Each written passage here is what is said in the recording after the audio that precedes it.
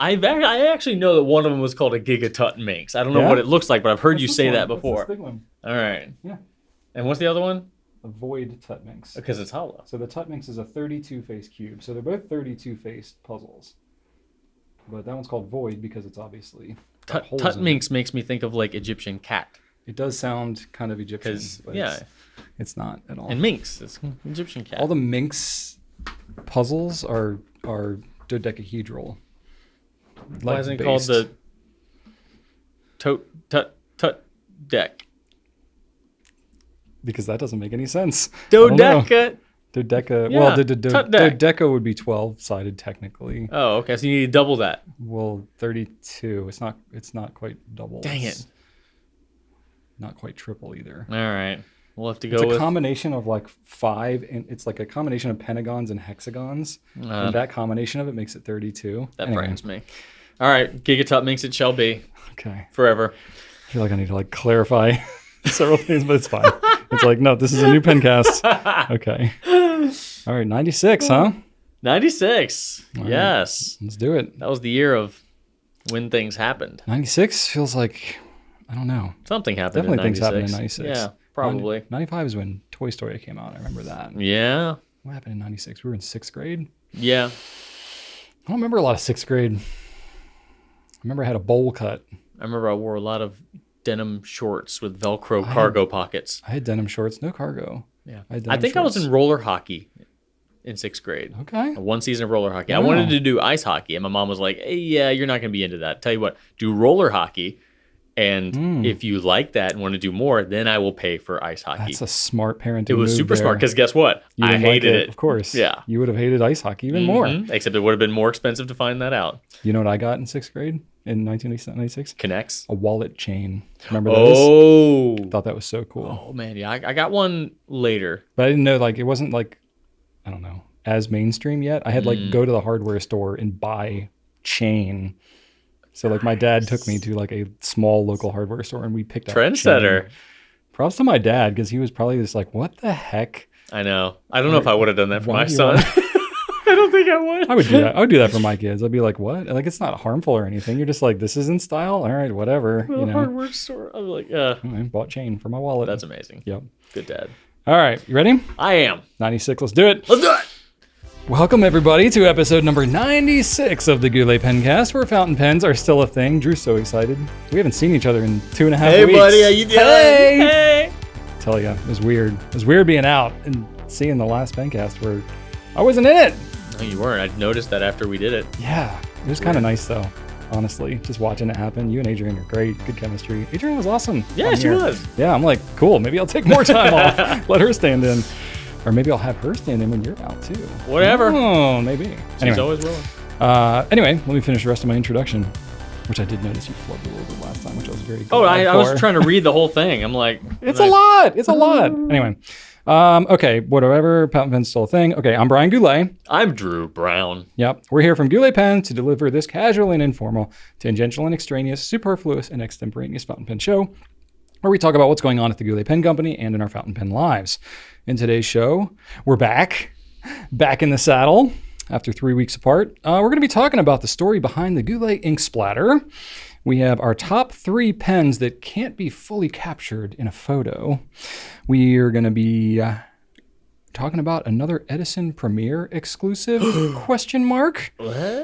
What 5-pen collection that would cover the entire fountain pen experience. We're going to be theorizing about each...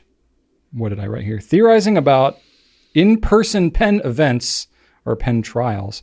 And then we'll showcase my recent Grail pen purchase. Hey-yo. And we're going to catch up on our recent shenanigans since we haven't seen each other in a while. And we're going to kick it off with some feedback. Christine says, hey, Drew. Hi, Christine. Hi, Christine. I am a surgeon and wanted to chime in on the whip stitch, because we talked about whip stitch, and Adrian was like, I wonder if that's the thing that they use in on people. That. Christine has some light to shed on that. Okay, thank you. Different surgical specialties are different, of course, but I will tell you that the only use for a whip stitch that I encountered during my 7 years of training or in practice is in post-mortem situations. Best not to think of it too much. Oh boy. Winky face. Okay. There are more elegant techniques that we use day to day. Love you guys. Keep up the good work.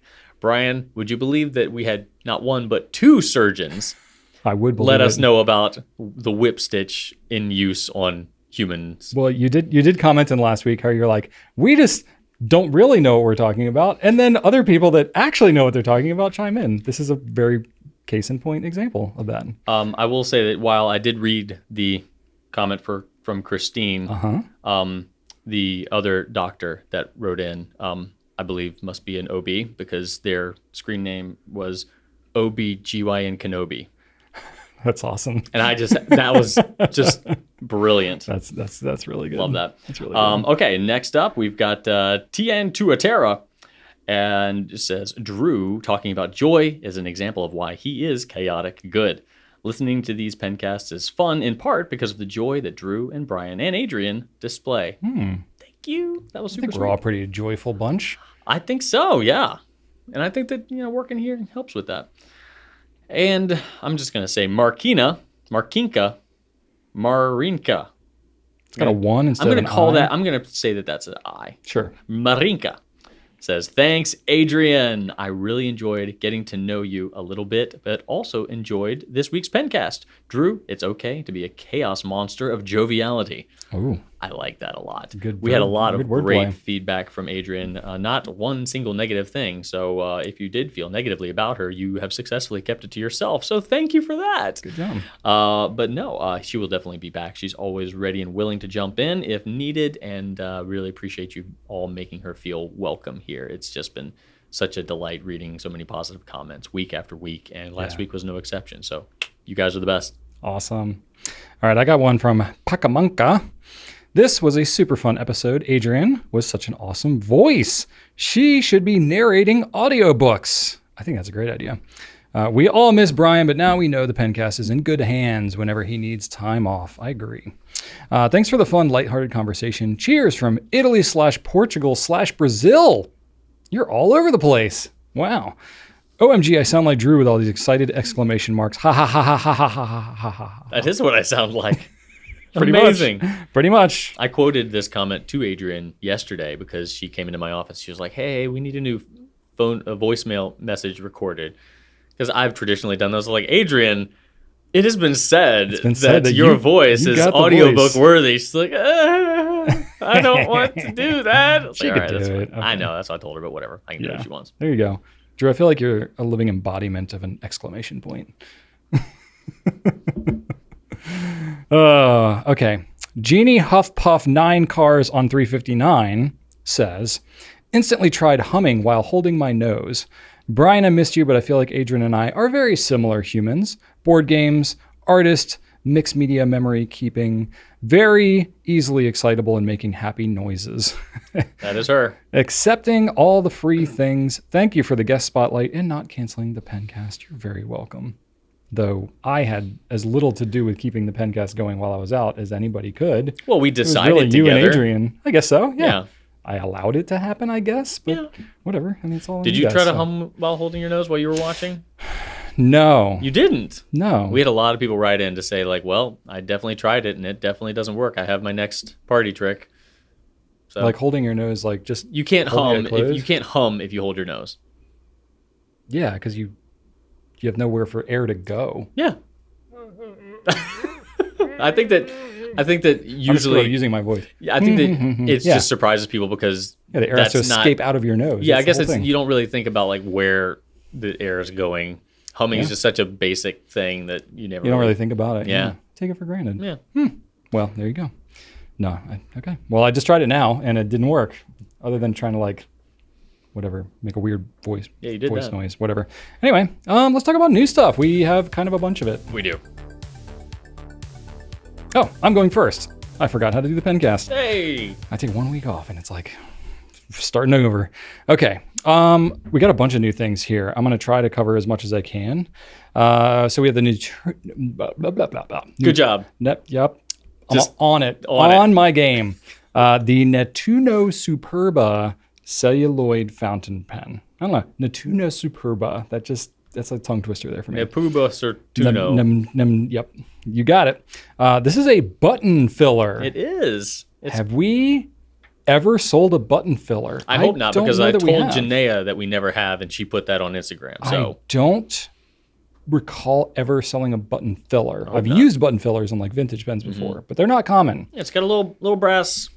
Yeah, you just push it and it's stiff. You got to like really go for it. Yeah. Really go for it. But it's kind of cool. 14 karat nib.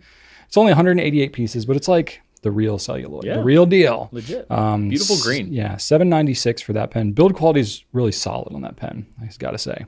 Yeah, and it's kind of cool. It's like that almost like stacked kind of celluloid looking thing. It looks really good. Yeah. Kind of like an Arco type whatever thing that it's known, that layered It's kind in of the look. Arco family. Yeah, because some celluloids you get like the, got some what is it, the layers. Delta one is more like swirly chunky This kind is, of a thing. This is definitely more stacky. This is stacky. Yeah, not chunky, but stacky. That's There you it. go. These are the official terms for these things, just so you know. Since how you you say come it. here straight to the source for these things. Expertise. We also have the Pelican M200. This is their new special edition, the Pastel Blue. Hey. So this is the M200. This is their steel nib, which, even though it's a steel nib, it's a little bendy. It's a little bouncy. So I do like that about the M200. Piston filler pen. M200 is a very classic pen from Pelican. And so $232 for that pen. A variety of nib options. So check that one out if you're into birds and pens with birds on them. Delta Duna is another pen that we have, another Italian pen. This is a steel nib pen for $156. This is interesting. It's an internal piston, like a true piston, but it's got a blind cap on it. So not to be confused with some other pens that Delta's done in the past with a captured converter. Right.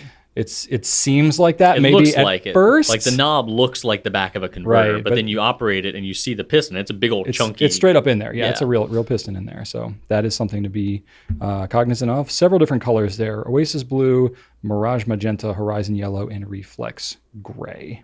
And I don't know. I like the blue, but I kind of like the gray as well. They both are pretty striking. Yeah, and they have kind of not always matching ink windows, but the ink window is different pen to pen. Yes, it is. Tinted translucent ink window. I wouldn't call them transparent. No.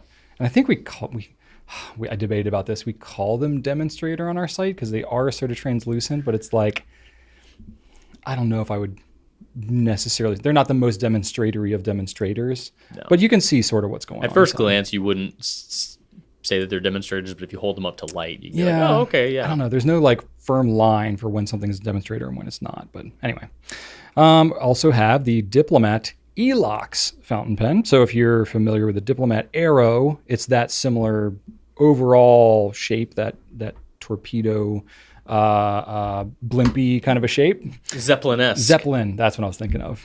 Blimpy. Let's see here. So that is the Matrix in orange and black. Did Blimpie sandwich shops go away? I think they're still around. I haven't seen one in years.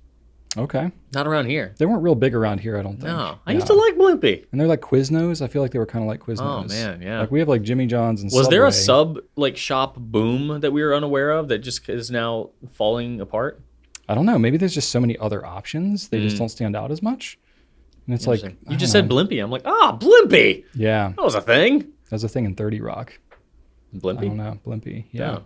Yeah. Lux. No, what's his Lutz. name? Lutz. Yeah. Lutz wanted Blimpie for their meal, and they really didn't want it. It was like in the finale, I think.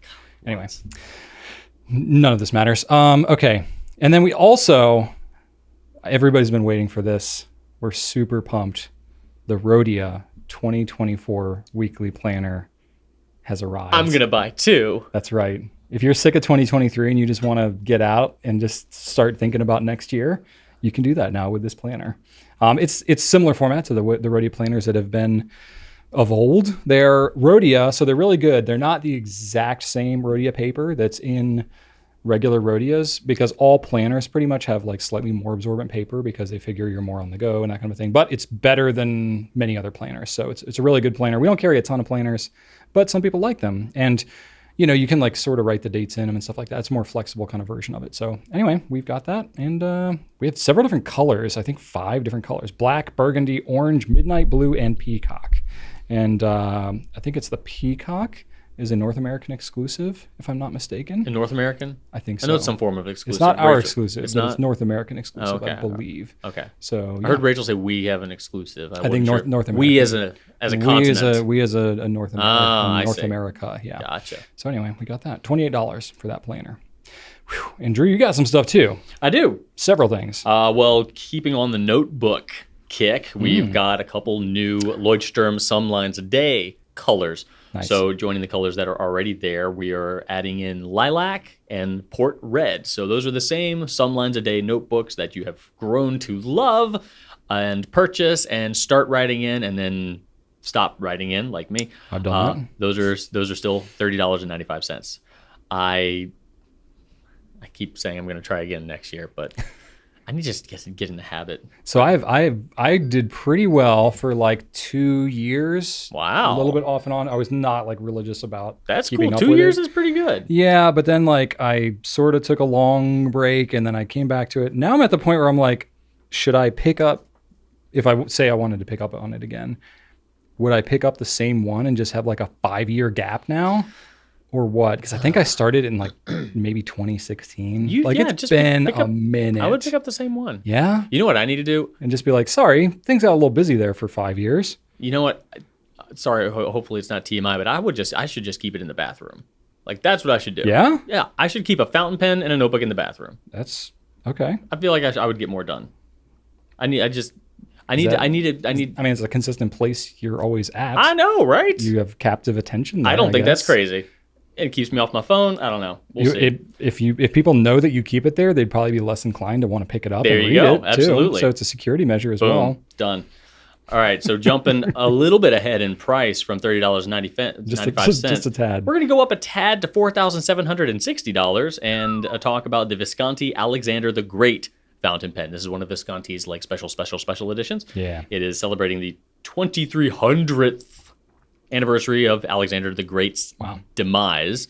It is a very in-depth, detailed pen featuring various conquests and events from Alexander the Great's life. And of course, in true Visconti special edition fashion, it comes in a very ornate, over-the-top presentation box where the pen will stand up straight atop a wooden platform that also includes Alexander himself atop a steed with a spear, seemingly. Looks like he's conquering the pen. Yeah, conquering the pen.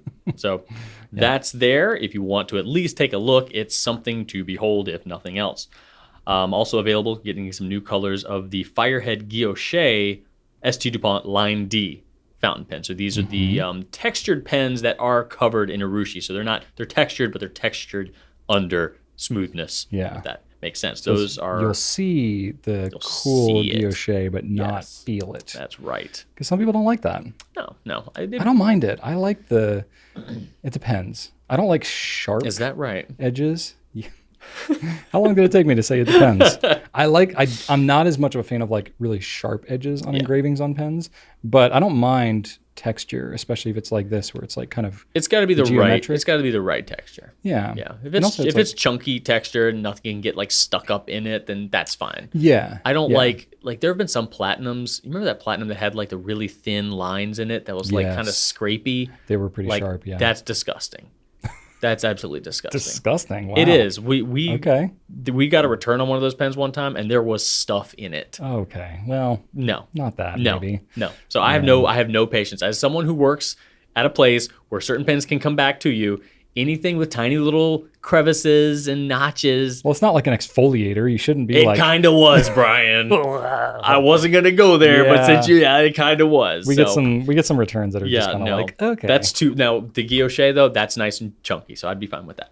Yeah. Anyway, so the Firehead guilloche is $876. They really are beautiful. Lilac, ocean blue, ocean blue are joining the assortment, as well as graphite. And graphite is a little bit more interesting because it actually has some matte finish to it. Usually ST DuPont pens are very and I wouldn't say executive-y, but they've got the high shine, Yeah. high gloss hardware Sure. thing going for them. This one is not that. It's definitely a bit more stealthed out than a lot of ST DuPont's pens usually are. So definitely something to look at there. That's good. A couple more Ferris wheel press inks came while we were away. One of them is the Song of Scarlet. That is the Fairy Tales edition. So a smaller bottle. That's going to be a 20 ml bottle for $20. And it is a yellow sheen in there with blue shimmer. So it is a reddish ink, but with some different color shimmer, different color sheen. So it's Very interesting. very unique. arrangement. Yeah, the Fairy Yeah. Tales inks usually have a lot of crazy stuff going on Pretty for them. trippy. Yeah. One of the less trippy versions is the Hampton Harbor Sage ink that launched. That's one of their standard bottles in the 38 mil size, $22 for the larger bottles there. Does have shimmer. It has silver shimmer all mixed in with the sage green color. So also a very pretty ink, not quite as crazy as the Song of Scarlet, though. Cool. That is what we have. Is that enough? Is that enough week. for right now? It's enough for right now. Yeah. We'll have more. We should do this again next week, though. Okay. We'll probably have more. Sounds like a deal. All right. Let's A some cues, shall we? Hey!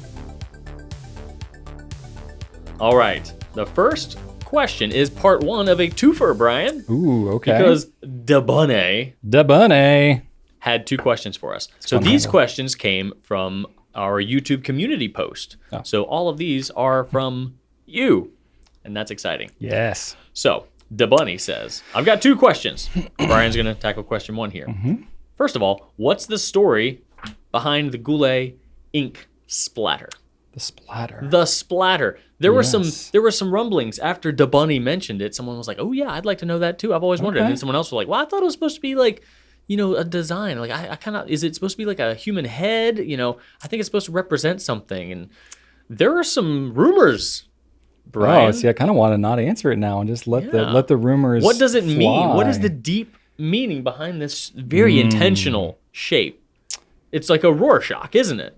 It is like a Rorschach. I knew it. What you're actually seeing is dismembered- You're seeing yourself in the splatter. Oh, okay. It actually tells you more about yourself than it does about Goulet pens. Hmm. And the fact you mentioned dismembered. I didn't say pen, something that. like I said head, something like that. But I think we see where your head is at, Drew. oh god. No, well, so I can go into the story. I've definitely talked about this before in the past, so it's not a secret or anything. But we've been around for a while at this point, and I'm not sure how many people would even be paying attention way back last time I might have talked about it. Well, it actually goes all the way back to the beginning of Goulet pens. And it was a rather organic process for how we came up with the splatter. So basically we started our business. I was making pens and I had some different logos for that. But once we got into the whole fountain pen thing, we thought we need a new logo that encompasses something more around fountain pens. And it was like, well, I mean, ink is pretty unique aspect of fountain pens, the whole inking process. And so we kind of like brainstormed a little bit. Rachel's sister at the time was going through photography school and she had some video background. She's kind of creative. So we were just brainstorming. We had no actual resources other than ourselves and the people that we knew. So we just sort of brainstormed some ideas of like, what kind of a logo should we do? And I was like, oh, why don't we just like do a splatter of some ink? That seems like something that we could do and create. So we just literally one day we're just like, let's just spread some paper on the floor and take some ink and just kind of like drip it onto the paper. Made a huge mess because I don't know if you know this, if you drop ink from like 5 feet onto paper that's on a floor and like drop it repeatedly to the point where it creates a puddle, it then like splatters out Oh yeah. feet. So I'm pretty sure it like went beyond the paper that we had, and we had to Yeah, like wipe and up the, our the floor first and drop everything. is usually not so bad, but once the ink drips into more ink, that's just, when it gets really it gnarly. splatters everywhere. Yeah. So we did What that. were you dripping it with?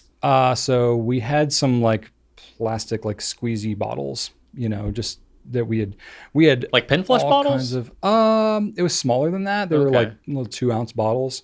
I think in some version of when we were doing ink samples or something, we tried storing them in those. And this was early days when we were iterating all kinds of things. So we just had some like plastic squeezy, sort of like an eyedropper bottle. Like if you had like eye drops that you would put into your eyes, it was like that type of a top, Okay. but with a Like a nasal bigger spray bottle. or something a- like that. Yeah, it wasn't. Oh, no, eye drop. Yeah. it was like it like created drops, not like a spritz. right, like drop in your eye. Yes. Not, yes. Okay, gotcha. So it was sort of like that, if you can imagine that. Yeah. But we had it filled with some different inks of basically, I mean, I think we created this logo like January or February of 2010. It was like the earliest of days of Goulet pens. And so we grabbed a blue ink because I and Rachel love blue. And so we just grabbed a blue ink that we thought might work. It was Diamine Presidential Blue, if that matters. That ink has no significance to us whatsoever, but we knew we were going to have to doctor it up pretty well in post-production. So we just grabbed a blue ink and we just dripped it on the floor over and over again until we found a shape that appeared that seemed like it could possibly work. So, because we had like Goulet Pens, Goulet Pen Company, we knew we wanted something sort of taller than wide. Mm-hmm. So we went, and it kind of created this little somewhat Africa looking, shape right. that is now the splatter. That is of no significance whatsoever. It was just organically, we created a whole bunch of them, and that's what formed that we were like, oh, that Do you seems still cool. have the original paper? Oh my gosh, I doubt it because we ruined a lot of paper. And But like the original logo, like the actual splatter. We definitely had the original images. I know that, right? Because we had to doctor it up quite a bit. Because like when you splatter ink everywhere, you don't just end up with a nice clean splatter like that, but like you get little drips that just like are all around the splatter. So we had to if we still have that, we should frame that and put it somewhere. We should. How cool would that be? I'll look and see if we have it somewhere. I don't know. That was 14 years ago. So it was a while ago. Oh man. I don't know if it'll still be around. You keep everything though. I do, but other people throw things out when I'm not looking because they know I'm kind of a hoarder. So it may have fallen into that. So what was it on, like a A4 size? Yeah, we used like printer paper or something like that. I don't remember the exact paper. It might have been Triumph. Did it take up like the whole page pretty much? Oh, we had to put down like 10 pages because it splattered everywhere. So we had to put but like the actual main image. Oh, the main splatter was probably 3 inches, maybe. Oh, that's 4 it? inches. It was not huge. Oh, okay. No. And then we photographed it and then got into the editing software, and it was like really dark and it wasn't as vibrant as the blue that we like. So we just messed with it. So it completely. It's no longer. It's not color accurate. Yeah, it's no longer presidential blue. No, if you use presidential blue, you're going to be like, this is not at all the same color. It's much darker and not as interesting. Yeah. But I don't know. We just tried a whole bunch of different colors, and that's the one that ended up having like kind of the right mix of shading. Kind of like some color variants from like. Because when you put a ton of ink down like that, where it pools up, it's really dark, and then when it spreads out more, it's a lot lighter. And so we kind of liked the variation that did, and so we just kind of went with it. So yeah, we did that. And keep in mind, like we had no background in fountain pens really at that time. We were very much learning the process.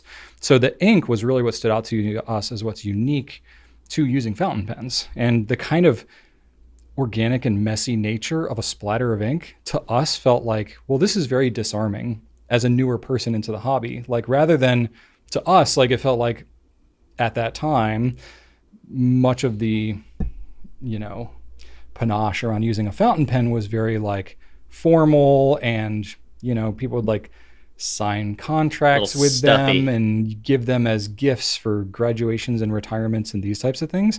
It wasn't necessarily something that like a student would just like mess around with. Right. And we were like, we were young, and we were like, well, that's part of the fun is just like getting in there and getting messy. And so we were like intentionally wanted to make a splatter our logo because it felt embracing of that just play with it kind of nature that we've still honestly kept to this day. I like that. So yeah, that was really the reason behind the splatter as like the logo. So it was somewhat organic. There was some intentionality, but also it was not a ton of it because we had just had a baby and we're like not getting a lot of sleep, and we just needed a logo. And so we kind of just did it and went with it, and it's really worked. So the choice to have a splatter seems very intentional. It was but very the splatter intentional. Itself, not at all. The way we created it was very much of like, let's wing it and see what we get. And then it was like, well, this kind of works. We'll use this for a while. And it really kind of stuck. And we're like, all right, this is us now. Nice. So a little bit more of that. So yeah, we let's see here. Rachel and I love blue. I mentioned that, presidential blue. I might have told the whole story already here without even looking at my notes. I wonder if one thing I did want to mention. So we actually used like the picture rendering of the splatter up until about 2018. And then we fully digitized it, vectorized it, because what was happening is we were trying to use it on mugs and other things like that. And it was like kind of creating problems because it wasn't I mean, it was digital, but it was from a photograph, and the color accuracy wasn't as good. So we recreated It was rough around the edges. Yeah. So when we redesigned our website, we fully digitized the logo, and that's the one we use now. So it's still the same shape and all that kind of stuff, but it is a fully digitized version now. So it definitely won't look like residential blue at all, because now it's not even a picture of ink anymore. But yeah, it's been a presence of our brand from the very beginning, and we have no plans to change it. It's just kind of like what people know us for now.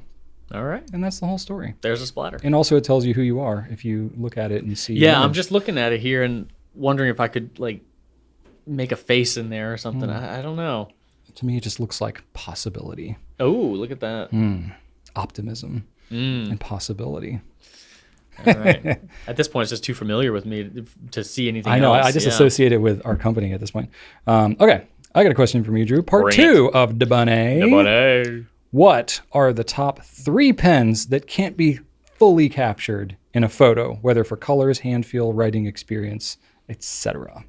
Okay. I thought this was a very fun question. This is a good question. Because normally I would be like, hey, Debunny, cool your jets. I'm going to give somebody else a chance to ask a question here. But I was like, what? Debunny? That's a pretty good question. That's some good questions. All right. So, Debun. The first thing that came to my mind was ST DuPont. Because we talk a lot about whenever a new ST DuPont comes in, we're like, should we carry it? Should we not? And we get in the hand, we're like, this is a really nice pen. Yeah. Like, this is a really good pen. Very solid. But they just don't sell super crazy well. But we get them and we're like, oh, this feels so good. Yeah. You cap it, you uncap it, you write with it. Like, but there's something about those pens that for whatever reason isn't being conveyed. Yeah. Because I feel like if you write with an ST DuPont, you're going to enjoy it. And maybe you're still not going to buy it. Maybe you just want something that's a little bit more crazy, wild, and exciting. I don't know. But I do think that if there was a way that, if you were considering an ST DuPont, one could teleport into your hand just for a couple minutes so you could hold it, feel it, cap it, uncap it, feel that snap, feel the weight, really check out how that nib is manufactured, how it curves down, and hold it to the profile. You see how the feed is slightly covered by the nib. Turn it like, I think that those pens tell more of a story in the hand. Our photos are great, but that pen, those pens feel like, I think they have a bit of an X factor to them. Well, there's a limitation to what you can show in any photograph. I feel like our photographers do a phenomenal job of showing things like color accuracy and detail and stuff like that. But at the end of the day, it's still just a photograph. You know what I mean? And especially mentioning ST DuPont, when you have anything like Goulet or anything like that, it's sometimes hard to understand like the 3-dimensionality and texture of a pen. The same with Mach-E and stuff like that. It's really tough to fully absorb that in a 2-dimensional photograph. That's why we also try to show things in video, like in this setting, because sometimes you just can't see everything in a flat image. Yeah. And Debunny mentions here, what can't be fully captured, like color, hand feel, or writing experience. I know those are just examples, but I kind of went with that for my examples here. So my next one is going to be an example of colors. So we do capture colors very accurately. If we get a pen in here and we feel like what we have in the hand is not indicative of maybe the photos that we've received, that even if the photos are good that we receive from the vendor, we will still take photos if we don't feel like that it is absolutely accurate. So we take a lot of time and effort in making sure the colors are accurate, and they are.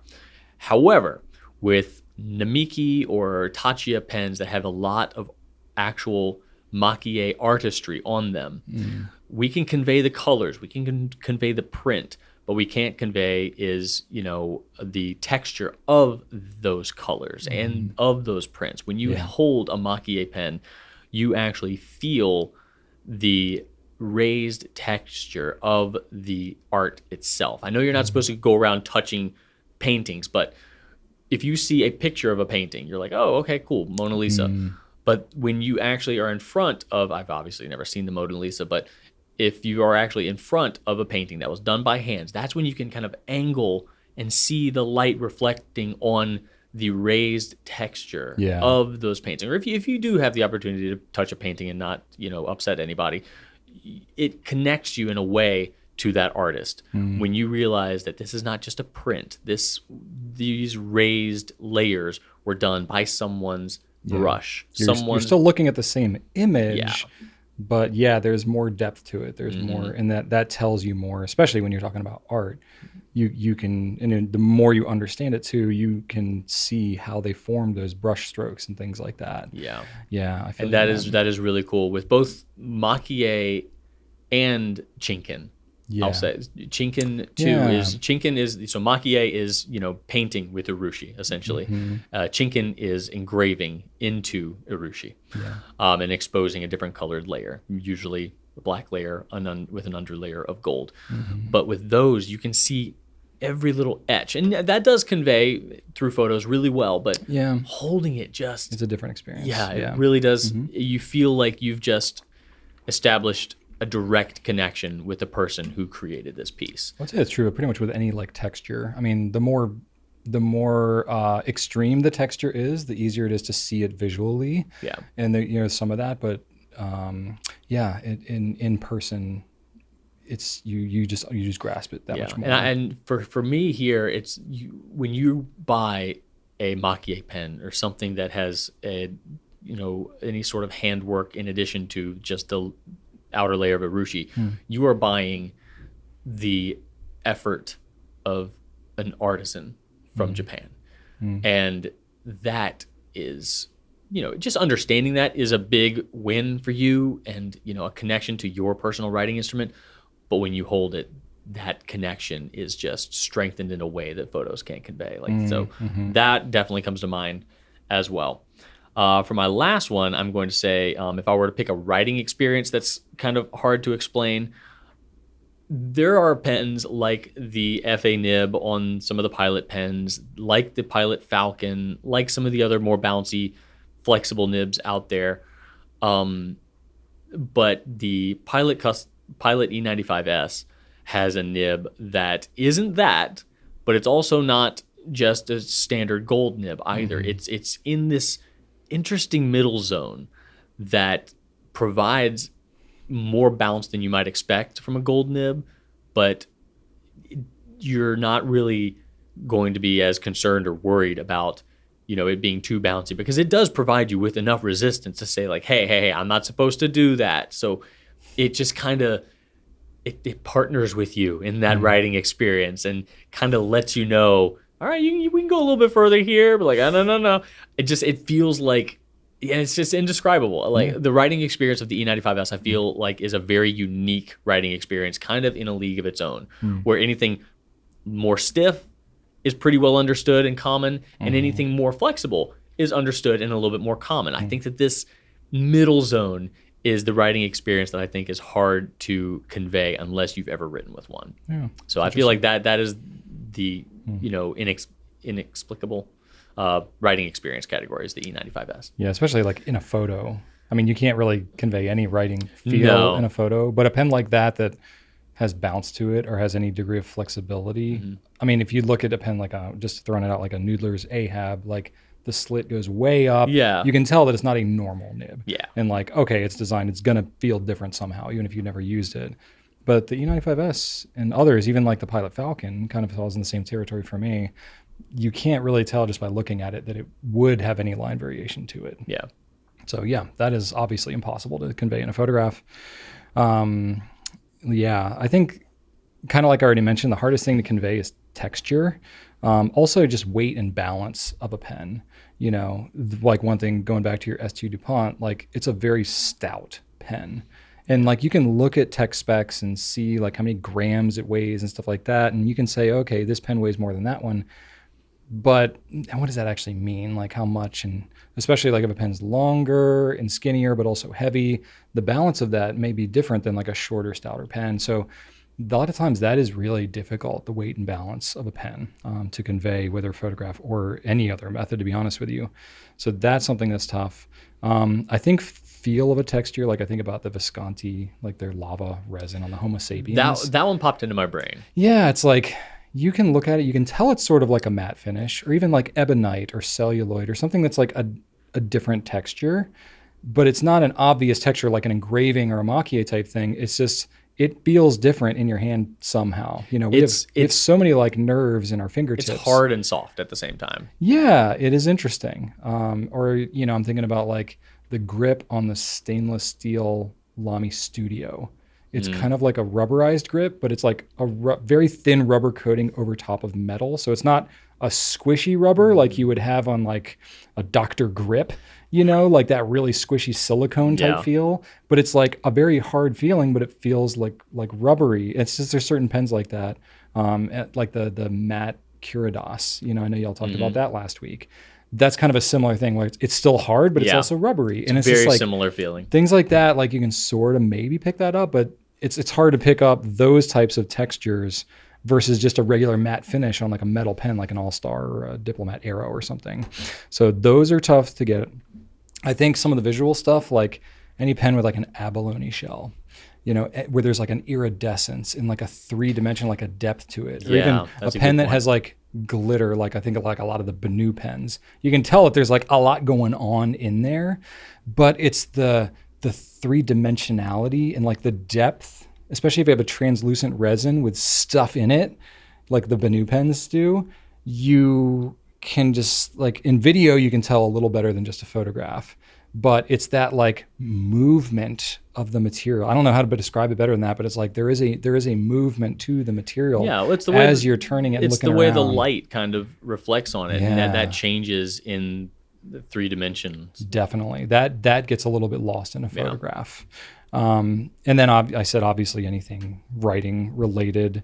That's tough to describe. I said like the Pilot FA or the Falcon Noodler's Flex, OmniFlex, certainly any type of flex or line variation. I mean, we can take a picture of the nib like being flexed out and maybe do some writing samples, but just looking at the pen itself, you really can't convey anything about how soft it is or any of that kind of stuff. So it just requires us to convey just information in a totally different way that a photograph won't do it. That's why we have all kinds of other methods of describing things like tech specs, and we may have GIFs on there. We may have video to supplement, you name it. Cool. All right. Next question. Next one. We're taking a break from DeBunny. Okay. And we're going with MJ Walicki. And MJ says, are you planning another Goulet exclusive Edison Premiere color anytime soon? I'd love to see cherry red or emerald green with bold white swirls. Very specific, MJ. Good suggestions. Yeah, so I can just give a little bit of background if you're not as familiar. The Premiere is actually the OG exclusive Goulet product that we designed. Edison kind of took a chance on us back in the day. Yeah, we were their first retailer, so they sold direct up until that point, and we had a very close relationship with the Grays. And we came out with the Premiere, which is our exclusive model. We're the only ones that have ever sold it. And so literally every Premiere we've ever done has been exclusive. But, basically like we've had seasonal kind of editions and things like that. And we went with that for quite a while. I want to say there's something like, I don't know the exact number. I should probably count it up, but in the 20s probably of seasonal or special edition pens that we've done, because we used to do them quarterly for a number of years, and then we had some limited editions and stuff we threw in there on top of it. It got to the point where like just the availability of some of the resins, we were like either starting to repeat some colors and just it kind of naturally ran its course a little bit, or like some of the way that pen is designed. There's certain materials that don't work quite as well. Like a lot of the quartz type materials, the chunky ones, are not as stable. Like especially on that one where the cap like kind of tapers down to meet the body, it gets a little thinner there. And we've had problems, not anything consistent that's been shipped out, but there were problems like when we were prototyping certain materials where, Brian Gray is very intentional about making sure his products are very high quality. So there were a lot of materials that we wanted to do where he was like, yeah, by the time we turn it down like that, like some of those quartz type materials, they'll actually start to crack around those quartz parts because it's basically like chunks of resin that get cast into other resin. Yeah. And sometimes the bonding isn't as strong on those at the really thin parts. And so it's like, well, we can't do that one. Or if it's too translucent, he wasn't as crazy about doing those because if you had to polish on the inside, that adds a lot of extra labor. So there were a lot of things that we kind of wanted to do. And so we naturally kind of like just took a break from doing some of that. And then we also came out with the Ascent, which was a whole different model. We did the Encore, that was even further back. So we did a lot of other things with Edison too. And then they had other things going on. It was natural for us to we just picked a couple of good ones and we've offered those, consistently. But it's been a couple of years since we've really done much with the Premiere. So, and especially now, I feel like there's more material options than there were at the time. There that definitely we were are. doing it. And the Edison Pen Company has upgraded a lot of their machines as well. They They're have. working with a whole new set of machines than they were when we decided to take a break from the seasonal releases. Yeah. So their capabilities have increased. Yeah. So we started kicking up those conversations again, and I will say we have something actively planned right now. Yeah, we do. Something new and fresh. Yes. So, I'm not gonna disclose what that is, but shortly you will see something coming in the way of a new Premiere. So very timely question, because we've been knocking this around for quite a while, and we did hit on something that will kind of freshen up the pen a little bit. So. Do you want to give any hints as to when people might see this thing? Is it going to be 2025? Oh no, it's going to be soon. I have the pen in my office. I got the sample of it. And so it's in process. So it'll be this year for sure. Very much in process. I'm not as in the loop as to the actual date and when it's happening. I don't have a date, but it's going to be soon. Oh yeah. Relatively soon. Oh yeah, it's happening. Yeah, so get pumped. Yeah. Yes indeed. So, it's my favorite Premiere ever? I think maybe ever. Oh. I love the look of this one. Okay. Now I won't say favorite Edison ever, because it's not. My Miami Nights Ascent is still my favorite. Okay. Well, yeah. That's the greatest Edison ever. That makes sense. I think my favorite is the Delphinium, which is we currently offer. Look at you offering up a definitive favorite thing unprompted. My God. That one's personal and sentimental. The Delphinium was the wedding flowers that Rachel and I had for our wedding. Yeah. And that material legitimately is gorgeous. Lovely. I love how crisp the swirls are in that pen. Very crispy swirls. I love blue. Rachel also loves blue, but really purple is kind of her blurple, jam. yeah. It's blurple with some white in there too. It's just, it's got nice contrast. Yeah, it's like Brian and Rachel, and the white can represent a wedding together. Sort of vibe. Yeah, that's like the Brian Rachel. It just hits so many targets on the bullseye. That is pretty good. So that one I think is my favorite. But this next one coming out is pretty. Yeah, we're very excited about it. Yeah, so get pumped. We're gonna come out with it at some point. All right, I got a question for you, Drew, from Adams 1030. If you had to curate a standard 5-pen collection that in theory would cover almost all of a person's fountain pen needs, what would be in that collection? Give me a hard question, no Adam. Pressure. Jeez, no pressure, right? This is so easy. All right. How wide do you want to go with this question? Gosh. You don't ask yourself that. That's the difference between you and me. I don't think about things. I looked at your list and I was like, I could go so much broader than this. Are you trying to go vintage? No, you just start saying. What about filling mechanisms? No. You specialty nib grinds and all that's where my mind goes. So I'm intentionally didn't create my own list of 5 because I was like, I'm gonna let you lead. This is your question. But I have some thoughts. I'm gonna definitely interject in here. Yeah, go for it. All right. So first of all, I'm gonna say this person didn't say fountain pen, so I'm going to jump off and I'm going to say Kakamori dip pen. It said cover almost all of a person's fountain pen needs. So okay, so I'm going to say define that as you will. I will. I'm going to say Kakamori dip pen because if you've only got 5 pens, one of them being a pen that because I thought about saying you need a good stub nib. For headers, greeting cards. Calligraphic kind of a vibe. Yeah. A Kakamori dip pen gives you a ton of line variation in one nib, and it also allows you swatching opportunities. If you've only got 5 pens and no glass pen, then you're going to need to really find a lot of your enjoyment. If 5 is all you get, you're going to need to find a lot of your enjoyment by switching out different inks because you're only limited to 5 pens. So in order to have fun with a bunch of inks, a Kakamori dip pen that gives you a ton of line variation, either really, really thin or really, really thick, is going to help you maintain that enjoyment. It's going to let you try a bunch of stuff before you ink it up into one of your 5 pens. And it also is that built-in big nib that if you wanted to create solid headers, big, if you just wanted to write your mom on write mom on a greeting card envelope or something like that, it allows you to get that done easily with one thing. Its versatility is why I'm putting it on here. Interesting. Because it's super adaptable, covers a wide, swath of actual, line widths. So I feel like it's too versatile not to include on here. I don't know if I would consider it like an alternate to a stub. I agree with you. The line width variation you can get is better than anything. It's not it doesn't create a stub line. Yeah. But for me, I don't use a stub because I want it to look calligraphic. I use a stub because I want it to take up a lot of space. Okay. I want it to be a big bold header, or I want to just write happy birthday really nice. I'll write my little note like, oh, it's so nice to know you. Thank you for living one more year, etc. And then happy birthday, big old swirly thing. But I just need that boldness. I don't need it to necessarily be two different line widths. Okay, interesting. You use it a little differently than I do in that respect. Then, like on a stub nib, I view it as a little more of that kind of calligraphy. I mean, I like that too. Kind of a thing, yeah. But that's not usually why I keep one on hand. I keep one on hand for the fatness. Okay. Yeah. See, for me, like the Kakimori, I'm really torn about this one. When I saw you had this on the list, I was like, I don't know. With only a limit to 5, I'm like, I don't know about that. I originally had a Sailor High Ace Neo 2.0. Okay. But then I'm like, you know what? Like, it just with this, you get that bold line, but then you also have something that you can continually swatch your inks with. And I get that. I think it's like an ink testing tool. Yeah. It's either like this or a glass pen. We're talking about fountain pen needs, I feel like that's a need. Yeah. I think we're like nuancing the verbiage of the question. Oh, for sure. Like it's curate a standard 5 pen collection.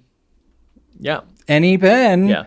So if you wanted pen need. If you wanted to ditch that one for a Parallel or a High Ace Neo, I wanted something with a big bold line in there. Okay. And I feel like sense. Any of those work, but the Kakimori dip nib adds. I think it's an interesting take. Yeah. Adds the bold nib, but then also adds some additional versatility to it as well. All right. I think you've justified your decision. All righty.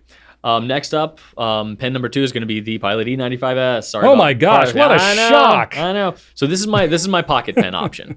Okay. And I'm not going to go with a tiny little steel nib. We've only got 5 pens to work with here, so I am going to go with a gold nib. You didn't pocket go with pen. any steel nibs except the Kakimori, I guess. We've only got 5, so yeah. Yeah, you're just like going all for it here. This is it. This is your entire collection. We're not dealing with So this is portable, so it does have the pocket pen thing happening. It can go into the pocket. It can travel with you where it needs to go.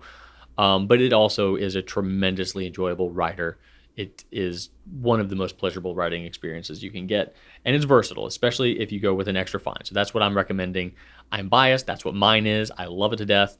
But if you're taking it different places, if that is your pocket pen, then you could encounter some paper that might not be super fountain pen friendly. So by going with an extra fine, it's going to be adaptable and travelable. Portable. Portable. There you go. Yeah. Portable and adaptable. Pilot D95S in extra fine. Boom. Okay. Number 3, Pilot Custom 823. This is going to be your capacity pen. This is going to be your heavy journaler. This is the pen that you need to write a long time with. And personally, not a huge fan of high capacity pens. But if I only had 5, I understand that sometimes I'm just going to want to write, and I'm not going to, with the E95S, like that, the capacity there is just not going to do it for me.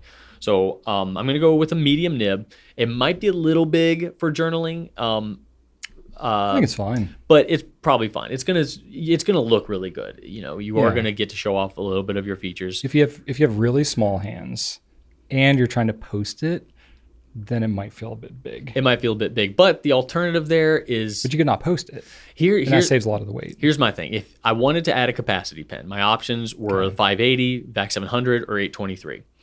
And I wanted something reliable that's going to last a lifetime, because this is it, 5 pens. And unfortunately... Well, now, depending on how you interpret the question, yeah, that's true, it doesn't say these are the only 5 pens you'll ever have. That's true. It says this is a 5-pen collection that would cover all so the I'm needs. covering the high capacity, lengthy journaling session need here. I think that does that really well. And it does. But I will say that I have seen both 823s and VAC 700s and 580s crack.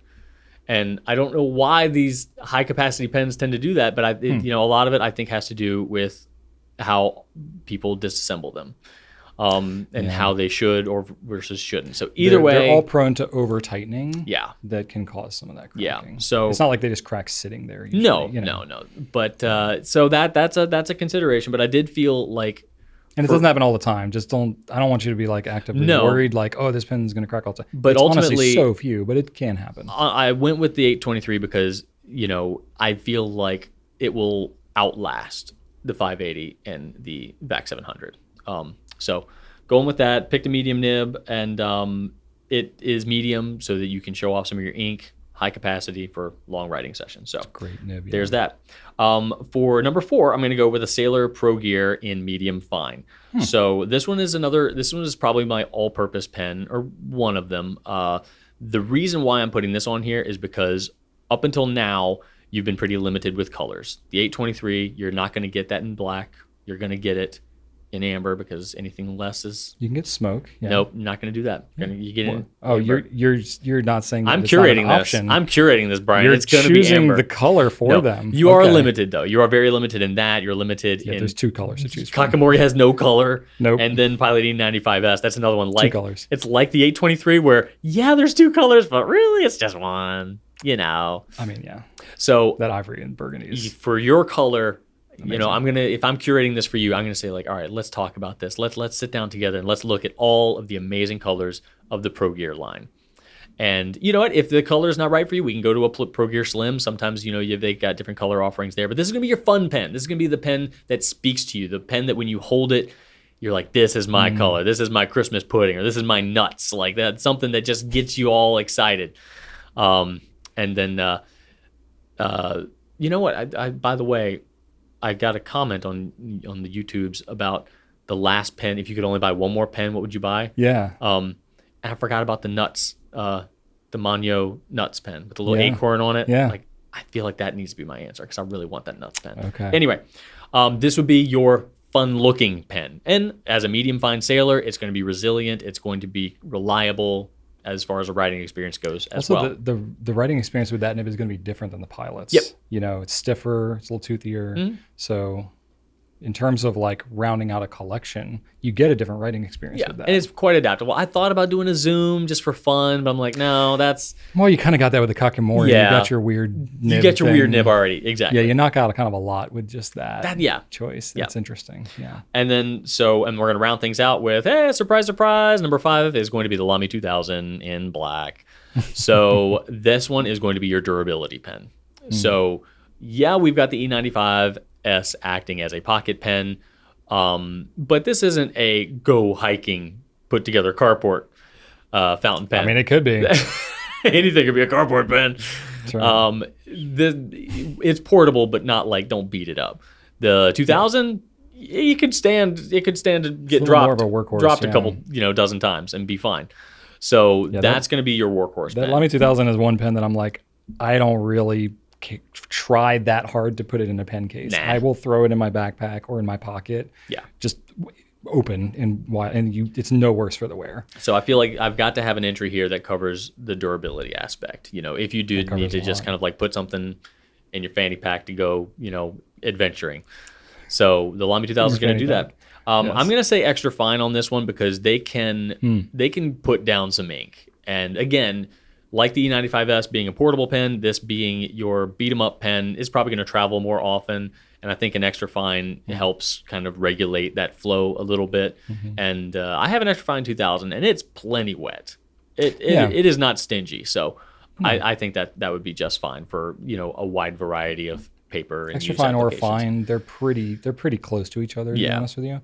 I like that too. I think any pen that you have is like a knock around, carry around pen that you just want to pick up and write wherever you happen to be. I tend to think that a finer nib is a little bit better for that choice of pen, just because you don't know what kind of paper you're going to run into necessarily, and having finer nibs just kind of gives you more options. Yeah. So I'm going Kakamori nib, Pilot E95S in extra fine, 823 in medium, Pro Gear medium fine, and 2000 in extra fine. That's my 5. That's my curated list. Okay. What say you? This is a very Drew list. This makes a lot of sense. Well, hold on. It's not completely subjective. You would not. they're all very solid pens. Like All right, but the only critique that I might have all is right. like The Kakimori nib. you have like 4 Japanese pens on here Yeah. and 1 German. Yeah. There's probably like other just things left on the table, or like, you know. Sure, but if you only have 5, you're gonna go with the best 5. I intentionally didn't come up with my own list of 5 because All I'm right. like, it would take me like an hour to come I'm up not with going. this list. I'm not going for international variety. I'm going for Well, like, for I'm saying, like, pens that. I'm leaving the door open for legitimate difference of opinion depending on how broadly you choose to interpret this question. Because you could go with like, oh, you need to have like a Waterman 52 or something, like some vintage, or a Schaefer snorkel, like something really different that's historic and not at all related to any We're talking of about these. needs. Fountain pen needs. Exactly. You don't need Interpret a that snorkel. as you will. You definitely don't need a snorkel, but it's really cool. But there's a lot of really cool pens that probably wouldn't fit on this list. I don't know. What about? All right. What about? very much open to is there a interpretation. need? Like, you know, if you think about people who enjoy fountain pens, like, is there a need that I didn't cover? Something that like Well, so application wise. I think for the parameters that you were looking for here, you did a great job of curating this list. And I'm not trying to critique your list at all. No. I want you to. I just, you know, it was already there, so it just gave me something to bounce off of. What about? Do you think people need a heavy pen? Not necessarily. I mean, your Like custom made for 23s self-defense is a purposes? more style. Ah. Yeah, in case you like drive your car into a lake and you need to puncture your windows to get out of it. There you You know, go. there's some pens that'll do well for that.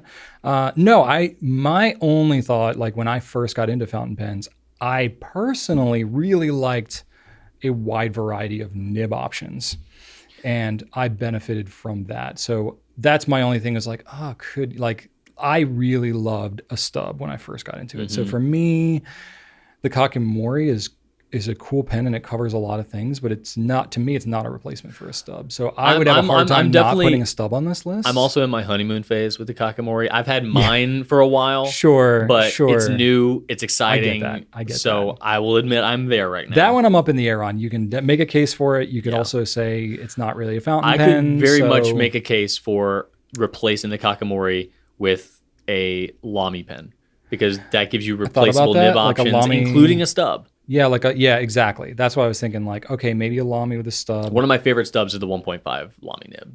See, that's interesting. I I would find go with that- the 1. I mean, 1.1 is vastly more popular. It is. But for what you like to use it for, Yeah. that totally makes sense. So I'm torn about that because it's like, if you've never used fountain pens before, you have no idea what a stub is, and you don't know anything about calligraphy. Probably, you know, most people don't get into fountain pens through the route of learning traditional calligraphy.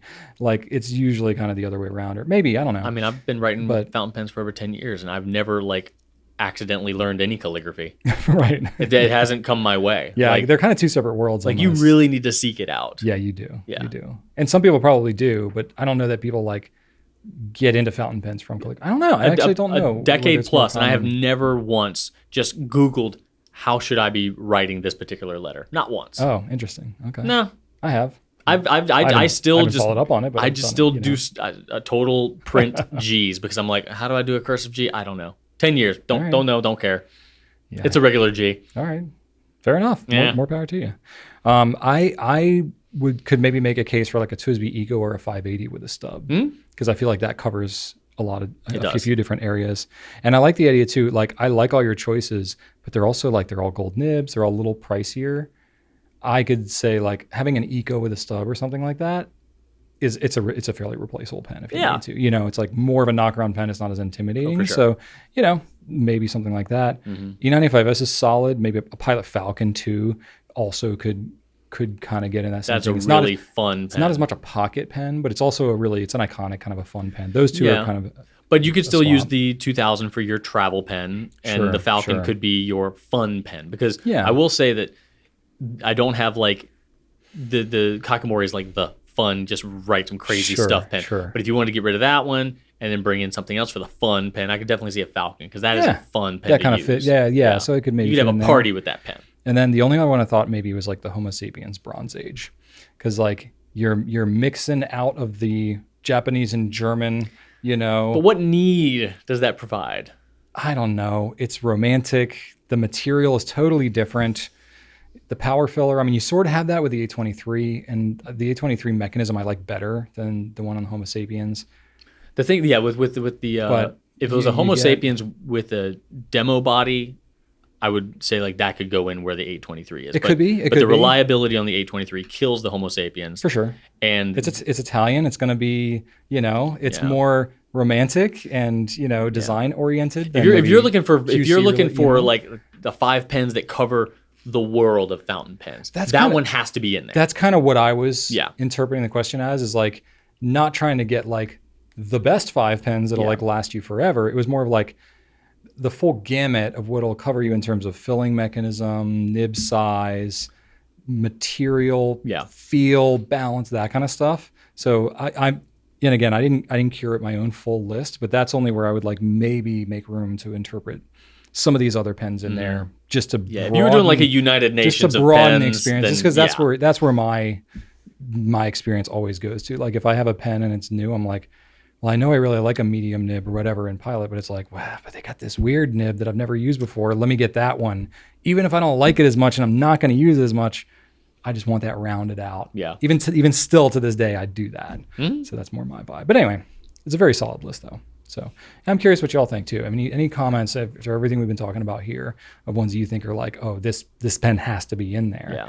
I feel like we're probably overlooking some stuff. If someone was like, hey, infinite amount of money, I want to get into fountain pens and I can buy 5, which 5 should I buy? Yeah, like a Mach-E pen. Should a Mach-E be in this list? You know what I mean? It's like, Yeah, I really got hung up on the word needs. So Okay. I started just like, okay, what fountain pen need to be crossed off? okay, well let's be real. When we're talking about You don't need a needs fountain pen at all. with a no. fountain pen, that is a super loose interpretation, Yes, right? it So really is. interpret that as you will. Yes, but indeed. Still, thank you for taking us on the journey, Drew. Yeah, that was fun. All right. Our final question this week comes to us from Bell Boots. Okay. And Bell Boots asks, would pen sellers' sales increase if they permitted trials?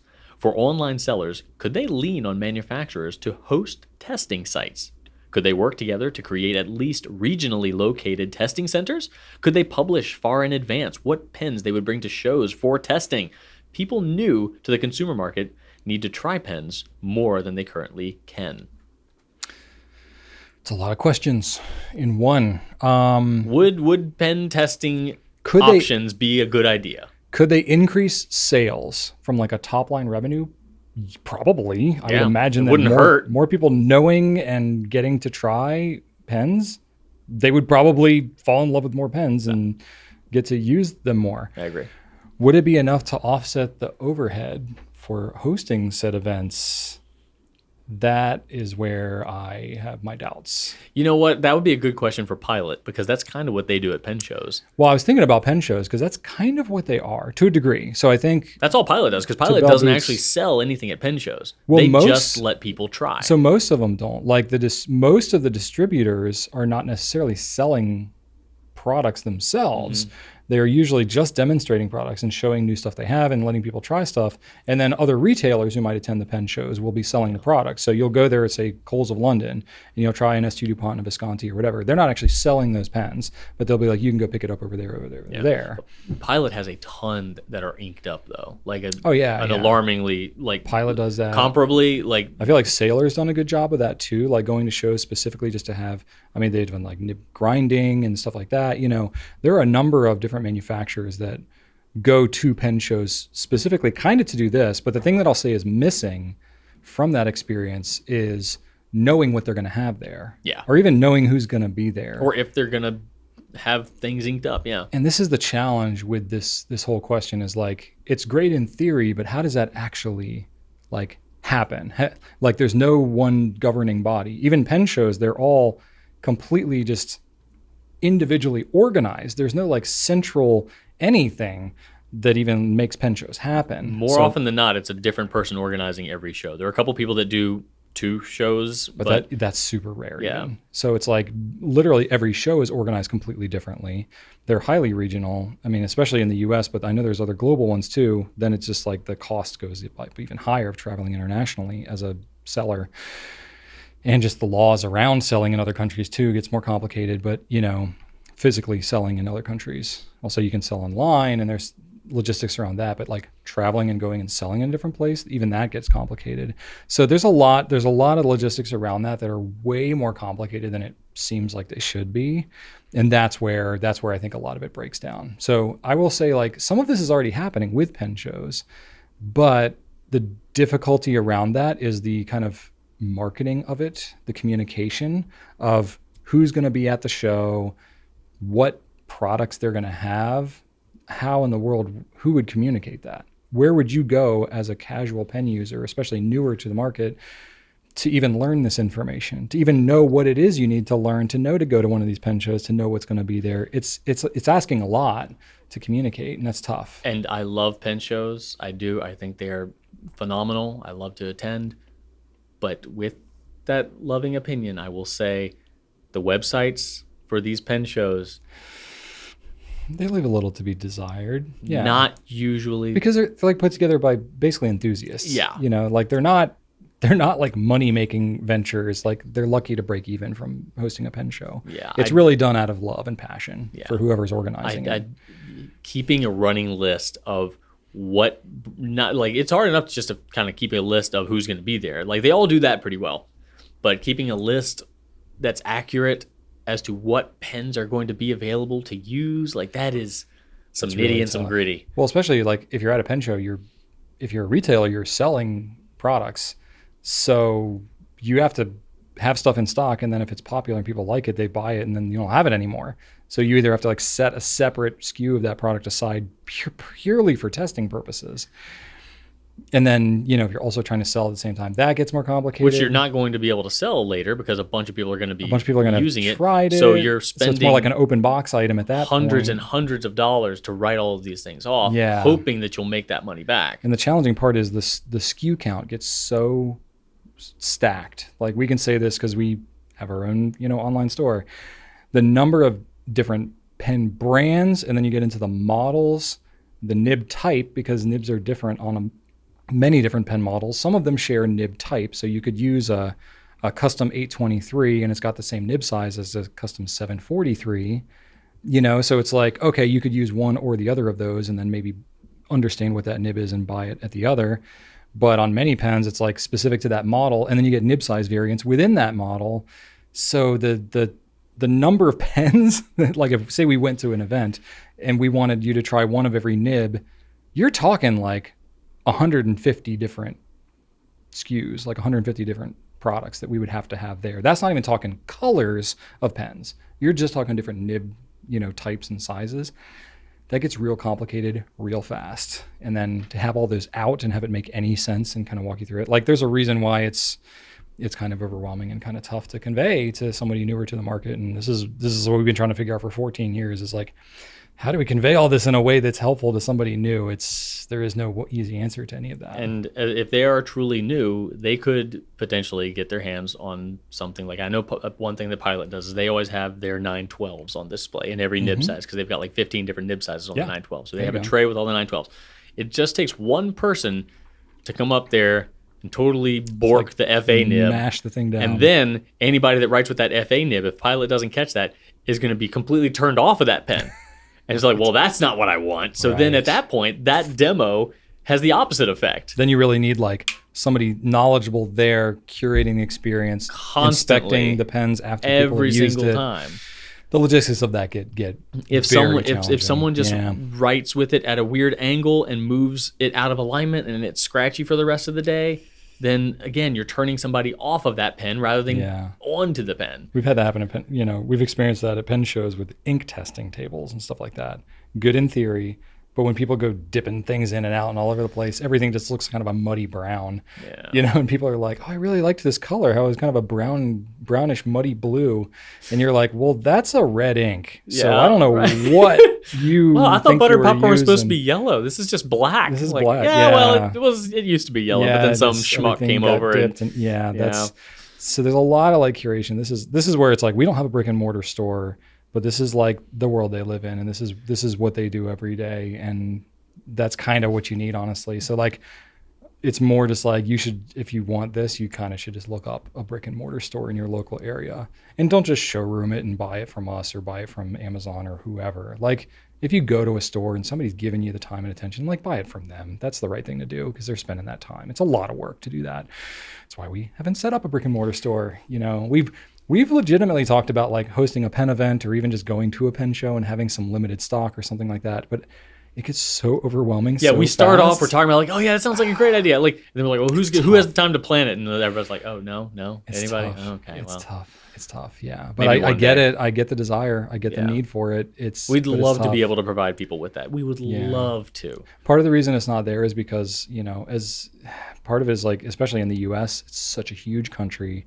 I mean, look at the number of brick and mortar stores that there are in the entire country. It's like handfuls. It's not many. Like the fact that a regular brick and mortar store is hard to sustain just shows that like there's not really enough demand there to sustain that as a business model, like beyond a certain level. So not to say like brick and mortar stores don't have value, but I'm saying like, there's just not but so many people who are newer to fountain pens that would benefit like that in-person experience to sustain all of the work that it would take to do it. Like to the fixed cost of all that overhead would be difficult to justify. So that's why, as an online retailer, not to turn this into a sales pitch for ourselves, but like we've thought about this and haven't been able to overcome like the challenge of the cost of what it would take to put something like that on.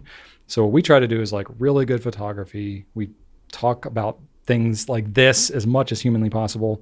And, we try to have a lot of education, a very empathetic return policy and all these things just to compensate for not having that in-hand feel pre-purchase. But it is difficult. That is one of the biggest hurdles we have. Yeah.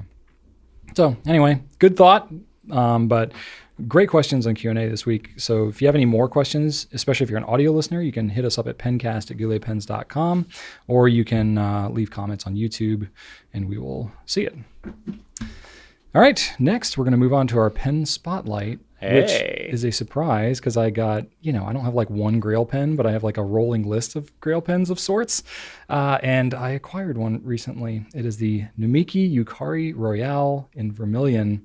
And I wanted to show you all it. Let's do it. All right, we're rolling, Brian. What do you have here? This is the Namiki Yukari Royale. It's in lovely. Vermilion. And the Vermilion Urushi, whether it's this or in the Emperor, part of its appeal is it's the most affordable version of these models of pen. So me personally, I was like, I don't have any Pilot or Namiki pen of this nib size because they have their own nib size, and I don't have any Vermilion pen. Do you have any regular Yukaris? I have a couple regular Yukaris that Just are like special, like limited editions. And no, this is my first Royale, which is why it was kind of a Grail thing for me. And it's not a cheap pen. So I was like, I've had it on my list for a while. And also we have not had them consistently for a long time. So even just having them available to get, I didn't want to, like, we usually had wait lists and they would trickle in a couple pens here and there over a year or so. And so, yeah. Got this in, and I was like, all right, I'm gonna snag one of these. So I like this. It's not the big nib on the Emperor, but this one is up there. I think the Pilot Custom Urushi is bigger than this, but this is like the third biggest of what Pilot Namiki offers. So you haven't inked this up, have you? I have not. Well, let's do it. This is a totally new pen. This is a metal-bodied pen, so it's got some weight to it. It's a brass body. I did a video last week on this pen, and I thought that it was hard rubber, and I was wrong. Yep. I had to add a redaction. It's a weighty pen, but it's not like super heavy. It's just it's got some weight to it. So there you go. So comes with a Con 70. You can sort of see if you look inside of there. I don't know how easily you can see, but it's brass inside there. It's got a little shininess. You can't. No, I can't really see it. Anyway, so yeah, Con 70. So it's a sort of a button filler-ish style. Can you get that all the way down in there? I'm gonna see. This is my Robert Oster Blue Water Ice that I have in there. Oh yeah, it just feels so easily, Drew. You know what? 70 is just I filled a Con 70 today. You know what I did? What'd you do? Syringe. That works too. You know what? I am not anti-syringe filling. I just, for me personally, it's like in this situation where I am right now, then I just have an inky syringe I need to do something with. Oh, look at this. You got some paper towels here for me already. TCB. That's nice. Okay. So I will say the Vermilion makes it pretty easy to see when you've got ink on the grip because it stands out a lot. Okay. There we go. Got to get a little ink on my fingers because it wouldn't be the same otherwise. So this one, I actually went with a broad nib. Nice. I think we had broad and medium maybe, or maybe broad and fine. We had limited options at the time. This was a couple of weeks ago. But I was like, you know what? This is not like an everyday pen for me. So I'm just going to go broad, and it's going to be, yeah. Now I'm going to start talking so yeah. you can actually write something, because I know that you cannot actually talk and write Yeah, at I'm the just same going to time. make like moaning sounds as I'm using it.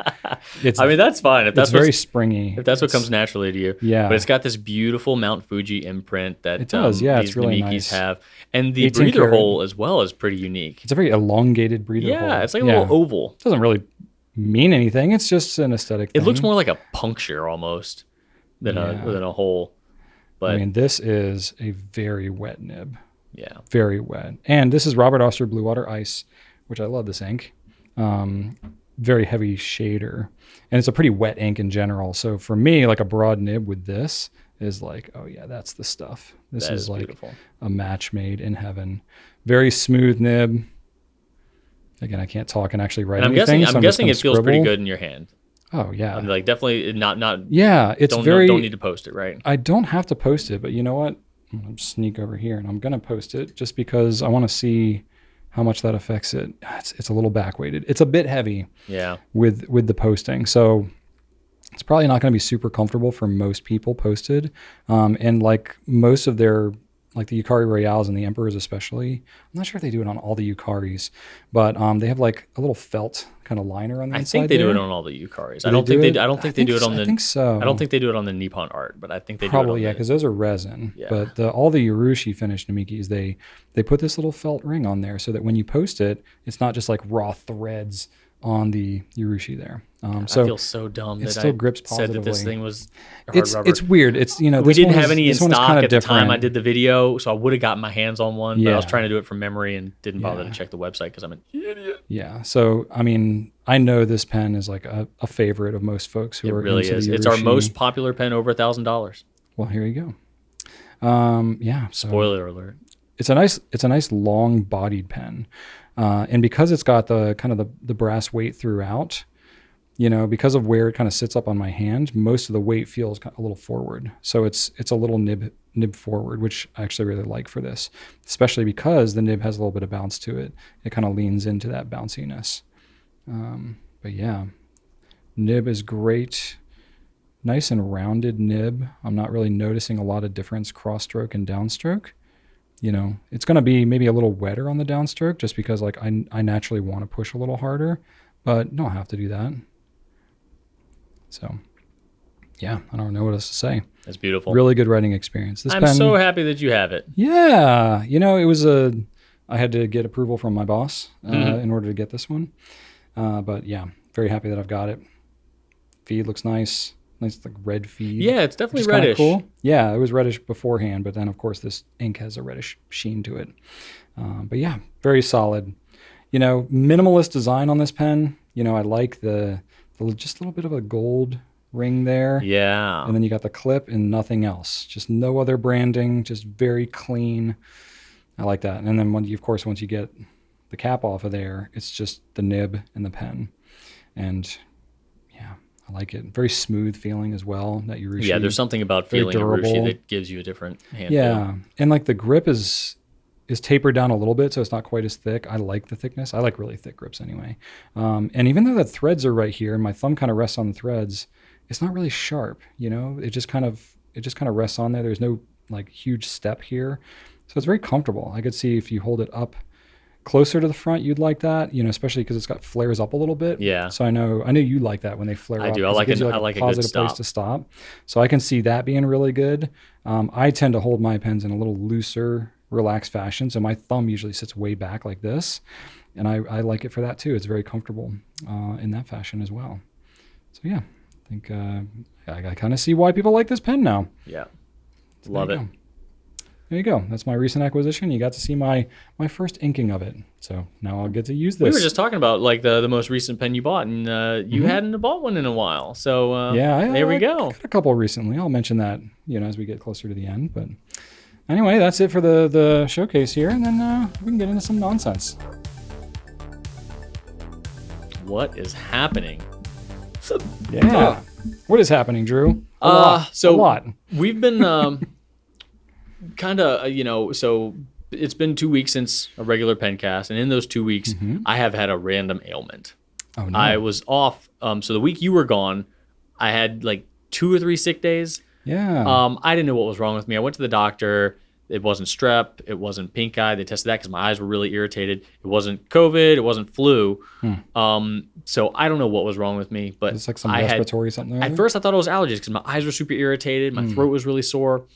And then the eyes got fine, but my throat pain was just consistent for like 2 full weeks. Gosh. Like Sunday, it got better. You got tested for strep? Yeah. Because that's what I associate. I didn't get strep. tested for strep, but he looked in there and, Okay. didn't feel like it was necessary to get tested. So I trust him. Yeah, I don't know. I'm not a doctor. Man, it was just awful. And of course I was coughing and I just felt bad, which sucked because I took a week off and I had like a list of things I wanted to do and I was able to do some of them. It wasn't a bad week, but I did not feel good. Yeah. So even if I hadn't had taken that week off, I probably would have needed to, cancel the pencast because I felt not good.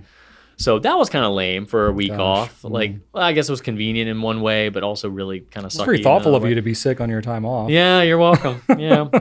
So anyway, sorry though, gosh. that happened. So the first weekend since we have had this, I actually, for the first time since 2005, watched a WWE live event. Wow. From start to finish. Oh my gosh. Yep. So I watched the Money in the Bank pay-per-view. It's not really pay-per-view because it's free on Peacock now. Okay. So don't have to pay for it. Even better. Yeah. So it's the thing where it's like, there's multiple events, but the big Money in the Bank event is where they, have a bunch of people fighting and they climb a ladder and the first person to grab a briefcase from the ladder wins and they can cash in that briefcase for a title shot at any time. Okay. So this like, I'm the Money in the Bank guy. So at any time, even in the middle of another match, the guy can be like, yep, I'm doing it now. And come and do the thing. So Okay. the stakes are high. Wow. I still unfamiliar with a lot of the current wrestlers. Oh, I'm sure. A little bit's changed since 2005. John Cena showed up. I'm like, hey, that's a guy. Hey. I know you. That's cool because he's like doing like legit acting and stuff. Now. I Yeah. thought, So he showed up, but it was pretty fun. I will say, like, it was an enjoyable. Has it changed a lot since you last remembered? Like, is the format similar? The only thing that's changed is really interesting. I've been starting to just kind of follow it on social media and stuff. The thing that's changed the most is that when people talk about it, wrestling fans, they talk about it. They don't talk about like, oh, can you believe what this guy did? It's about like, oh, I think that they're positioning this guy to have an angle with this guy. They're probably going to have him lose the title here and then start a feud with this guy. Like the fourth wall is broken a little bit more. 100%. Yeah. Well, fourth wall is totally down. Yeah, that's part of the fun But that's what people are fascinated about now. They're talking about like, oh, well, Vince McMahon's no longer in charge of creative. The creative director is now this guy, and this guy's he likes to position the characters more to do this sort of storyline. I'm like, it's totally different, and it's I just find it fascinating that it's a little more like self-aware. Yeah, 100%. And I think social media had a lot to do with that because these wrestlers are now giving interviews about the storylines, and they're smiling, they're joking, they're totally out of character. Yeah, and they're talking about like, oh, I'd love to have a feud with this guy one day. I think he and I would work really well together. Like, so yes, that's very different. I like it though. It's very, it was always kind of like known, like people. It was, but they didn't do. You couldn't find them on social media just like chilling out with their family. Like, oh wait, I thought this guy was really angry with this guy, but he's having a beer with having them. a barbecue together on the 4th. Wait, I thought those two were married. No, he's married to this other guy in real life. Like that's not a thing, but it's all out there now. So it's just funny how there was a time where you probably would have thought that like it couldn't survive that level of transparency, but it totally has. Just leaned into it. Yeah. You could say it's thriving. Yeah. Interesting. So that's been fascinating. This weekend, didn't Vince McMahon? Didn't they just sell? He did. I think I read something about for like billions of dollars. Oh yeah, like 10 billion or something. So he's like a multi-billionaire now. Absolutely. Yeah, That's he's still I think chairman of the board or something like that. But yeah, he's going to be there until he dies. Wow. Yeah. I mean, why not? It's working for him. Yeah, they sold to Endeavor, the same company that owns the UFC. Okay. Yep. There you go. So yeah, this past weekend I was sleeping in. Thankfully, Shannon let me sleep in. It was amazing. And then she comes up and says, hey, Archer asked me if he could make some breakfast. And I said, yeah. Turns out he was making everybody breakfast. So he's made us toast. So we need to go downstairs to go and enjoy it and eat his toast. I was like, oh, okay, let's go down. So no sooner did she tell me that than he walks in with a towel over his forearm. Oh my saying gosh. Like, sir, your breakfast is served. So I was like, okay. So I go downstairs and he made us some toast with jam on it. So he made marmalade for me. Shayna got something else and then he got something else. But he made just a little toast sandwich with a strawberry for a nose and blueberries for eyes and a mouth on the sandwich. It was freaking adorable. I know. I was so proud of him being so nice. Just like that's what he wanted to do when he woke up, Wow. Which is interesting. Normally he just for an occasion, or he just did it spontaneously. He just did it spontaneously. Look at him. I know. So that was freaking adorable. Wow. And this past weekend also, I think it was Saturday or Sunday, I'm not sure, but Shannon tells me, "Hey, it's actually our 16th anniversary of when you proposed to me." And of course we joked because we knew how cheesy and not romantic that was. But later on that day, we realized we didn't have anything for dinner, and we kind of half jokingly said, well, do you want to just go to Olive Garden? Because that's where I proposed. And we're like, I mean, we could. We're like, all right, why not? Let's make it a thing. It just kind of happened. Yeah. So the short version is that I proposed to my wife at Olive Garden because we had already been living together for a couple years at that point. We had no money, and she would have absolutely known that I was proposing if I took her to some park and found like a gazebo or something like that, or took her to, we didn't have money to go on vacations, but I basically had to tell her because we knew we were going to get married. It was a done deal when she moved from Florida to Virginia for me. But I said, you can either have this be a surprise or you could have it be picturesque. This was before Instagram and people were like posing and their friend hiding in the bush to capture the moment. This was before that.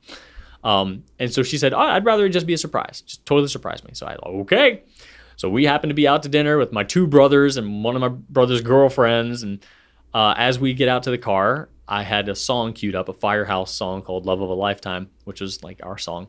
And as soon as I start the car, that turns on. She turns around to tell the girlfriend, like, oh my gosh, this is our song. When we get married, I want this to play. And while she's talking to her about that, I come around to the passenger side, get down on one knee.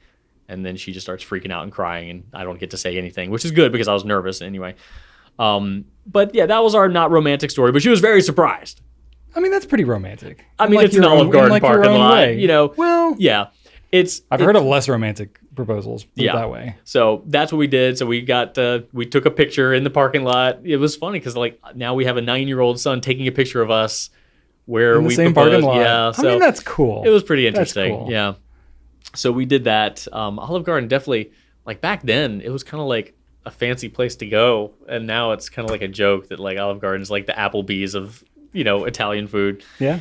I mean, it kind of always has been, but yeah, I guess maybe we just thought it was. Maybe we just thought it was fancy. Yeah, I think so. My mom used to always think it was fancy, but I don't think anybody thinks that now.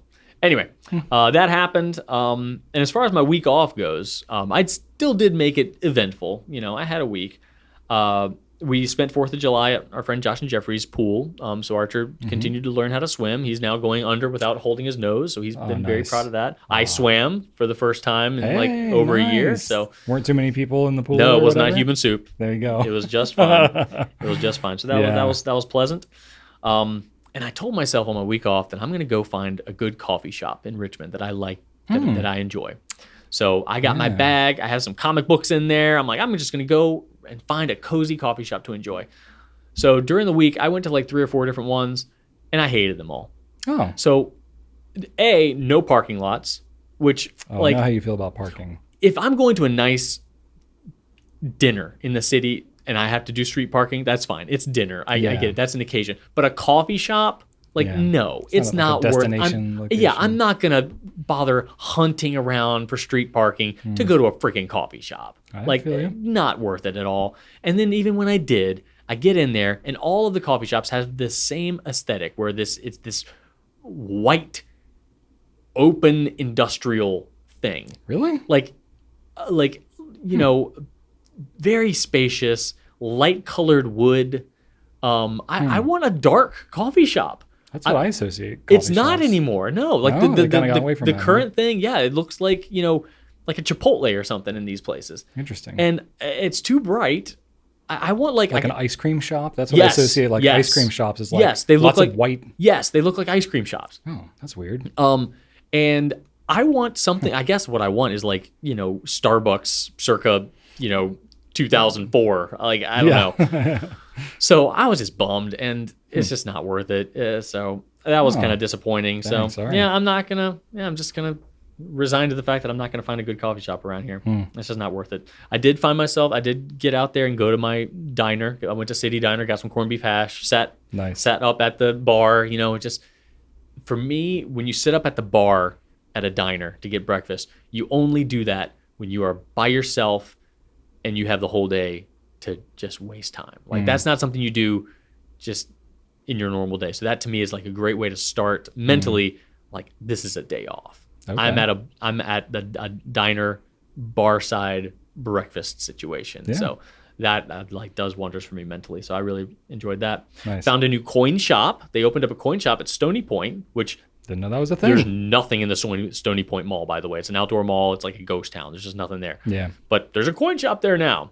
So I went in there, poked around. It's pretty new, so they didn't have like a ton of stuff out there. Okay. But I bought a 2-cent piece, which I'd never have, a 2-cent piece from 1865, which I believe is the year that the Civil War ended and Lincoln was assassinated. So important little history nugget there. Always And if fun to somebody kind of... says, "Can you give me your 2 cents?" You can literally like There we go. give them a 2 I have cent 2 cents coin. to give now. That's fun. So that's great. Visited some retro game shops. Purchased one game for $5, and then later I had lunch with my friend Jorge at Hangry Joe's. So I finally got Hangry Joe's chicken. Okay. That was What'd you think? so. Jorge said you might want to go with mild. I'm like, come on, I don't need mild. I like spicy stuff. Yeah. And he's like, and even if you do, you should probably go with mild. Okay. I went with mild. That was plenty. Yeah. Yeah, that was hot. Okay. And I was surprised. I'm like, wow, that I thought I could handle heat. They make you sign a waiver on the hottest version. Yeah, I heard. Yeah. So no, it was good. The inside dining experience wasn't like super nice, but No, that's not why you go there. yeah, but no, it was fun. I would go again. Okay. But while I was there, Jorge said he's a big comic video game nerd. I told him that I bought Mass Effect Andromeda for $5. I was like, hey, $5. I know this isn't like the best Mass Effect game. He's like, oh god, it's not even worth $5, buddy. So I was like, oh man. So now I've got this game. It's only $5, but I'm like not excited to play it anymore. Not even worth $5? I knew it wasn't well received. Wow. But I love Mass Effect, and I was like, I'm sure it's fine. But he said the thing he said was it's very tedious, and that word, I'm like, oh, Tedious. I do not want a tedious game. I don't know. You play in tedious games before. Some I can deal with if a retro game is tedious. Oh. This is like a PS4 game, so yeah, I have less Okay. patience for those. Okay. When the further back in time I go, the more patience I can have. Yeah. But modern games, I'm like, no, you should be fine by this point. Yeah. So yeah, I don't know. I might not play that. We'll see. And then Jorge and I later went to a comic shop. I had not been to Third Eye Comics in Shore Pump yet, so Okay. checked out that place. Didn't buy anything. I was looking for 2 different comics that they didn't have. It was still a cool place. So went to a comic shop. Bought a new pot for my Japanese maple. So I went to Strange's and bought a new. It was like a lacquered blue pot. Yeah. Very very pretty. Those things. Yeah. Yeah. I see those Yeah. around. It's a pot. Yeah. It's blue. Looks nice. Cool. Good contrast with the red-ish leaves of the tree. Nice. Yeah. And then so they're coming out with a new Ninja Turtle movie. I don't know if you've seen ads for this. Mutant Mayhem. Oh, It's I've got not like heard about this. it's got kind of like Spider-Verse style animation. Okay. Very scratchy looking. Edgy, yeah. So in preparation in the marketing for that movie, they are re-releasing old school Ninja Turtle toys. Oh. So you go to Target, My goodness. you will see like old school stuff. Oh, interesting. Like, so fast forward a couple months ago, I was at a vintage toy store in Carytown with Archer, and I see this little Ninja Turtle. It looks like a little, pet turtle, like not mutated. Yeah. And I said, oh, I remember that thing. That thing transforms into a regular sized Ninja Turtle. Oh, right. Did I tell you this story? And then it didn't transform It didn't. at all. It was like one of those Mighty Max things Okay. that you open up, and it had no little figures in it. So it was just an empty play set that he had. It was an empty shell. I was wrong. So I felt so bad. Yeah. I told him, all right, you don't have to pay me back for that one, because he was going to use his own money. So I was amazed when I went into Target and saw that they had remade the actual thing that I thought he was getting. Yeah. So I bought that for him instantly. I'm like, I gotta. Like, he's going to be over the moon. So especially because like those aren't going to stick around. Like the movie's going to release and then it's going to be gone. Yeah. Exactly. So I was able to buy the transforming Ninja Turtle. Oh, that's cool. I was like, hey, remember when that thing happened? He's like, yeah. And I said, guess what Target re-released? And I gave it to him, and he just flipped out. He was awesome. so excited. Oh, that's great. And it transformed just the way I remembered it. It was the Leonardo, the one that I had. Nice. So that was super cool. And of course, he got super into that. So then he wanted to go back to Target and get another one that was a different one. It was the storage shell one. You could like, it came with weapons, but the shell would open. You could cram all the weapons in there. this is like the time to get those toys. You know what I mean? Because like, it's not going to be around forever. So he's been pretty excited about that. And he's actually been playing, seeing him like actually like by himself playing with Ninja Turtle toys, like the old school Ninja Turtle toys. Throwback. I know. It's been really fun. That's cool. And I've only done minimal like, influence there. Sure, I'm sure I have had an influence, but I haven't been like, hey, do you want this? You should get this, So that was pretty cool. I'm sure your natural enthusiasm around it has sold him on it anyway. Yeah. Absolutely. So that was cool. And one other thing I did was just watch a bunch of movies. So every day I definitely watched a movie. I went on a little bit of a sci-fi binge. I watched Prometheus, which is a prequel to the Alien films. And then I watched Alien Covenant, which is the sequel to Prometheus, but still in the prequel territory of the mainstream Alien films. All right. And then I watched Contact, which is I know this movie. You do, yeah. Jodie Foster and William Fichtner. And, I think Matthew about that McConaughey movie from time to time. Yeah. Matthew McConaughey, who hasn't aged. Like, it's just crazy. Yeah, it's kind of amazing. So I saw that movie a long time ago before I knew anything about Carl Sagan. And then I realized that Carl Sagan actually wrote the original story of that. Really? I didn't know that. Allegedly with Francis Coppola, which I definitely do. And there was some legal battle, between the two for that too. Interesting. But I liked it a lot more this past week than I did when I was younger, because I saw it in like the late 90s. When it was relatively new. That was one of the first movies that we had on DVD. Oh. Back when DVD was new. I remember because my dad, he was never like super keyed into like trends or fashion or whatever. But when it came to like technology, he was always like maybe a little too forward thinking. But at least he bought like DVD and not the like whatever competing version there was, because it's like, whenever new technology comes out. I don't know if DVD had a competing technology, but Blu-ray did. Blu-ray, there was like HD DVD and Blu-ray. I know those competed. Maybe DVD was just like the only thing that he jumped on DVD early. The only thing that that DVD could have competed with was Laserdisc, but Laserdisc was already gone by the time DVD showed up. Yeah, so he jumped early on. VHS and Beta were a thing. Was he a Beta guy? Right. No, he was always pretty good about picking the winner. Except when it came to video games. Right. Yeah, he was like the Atari Jaguar and stuff like that, whatever. Yeah.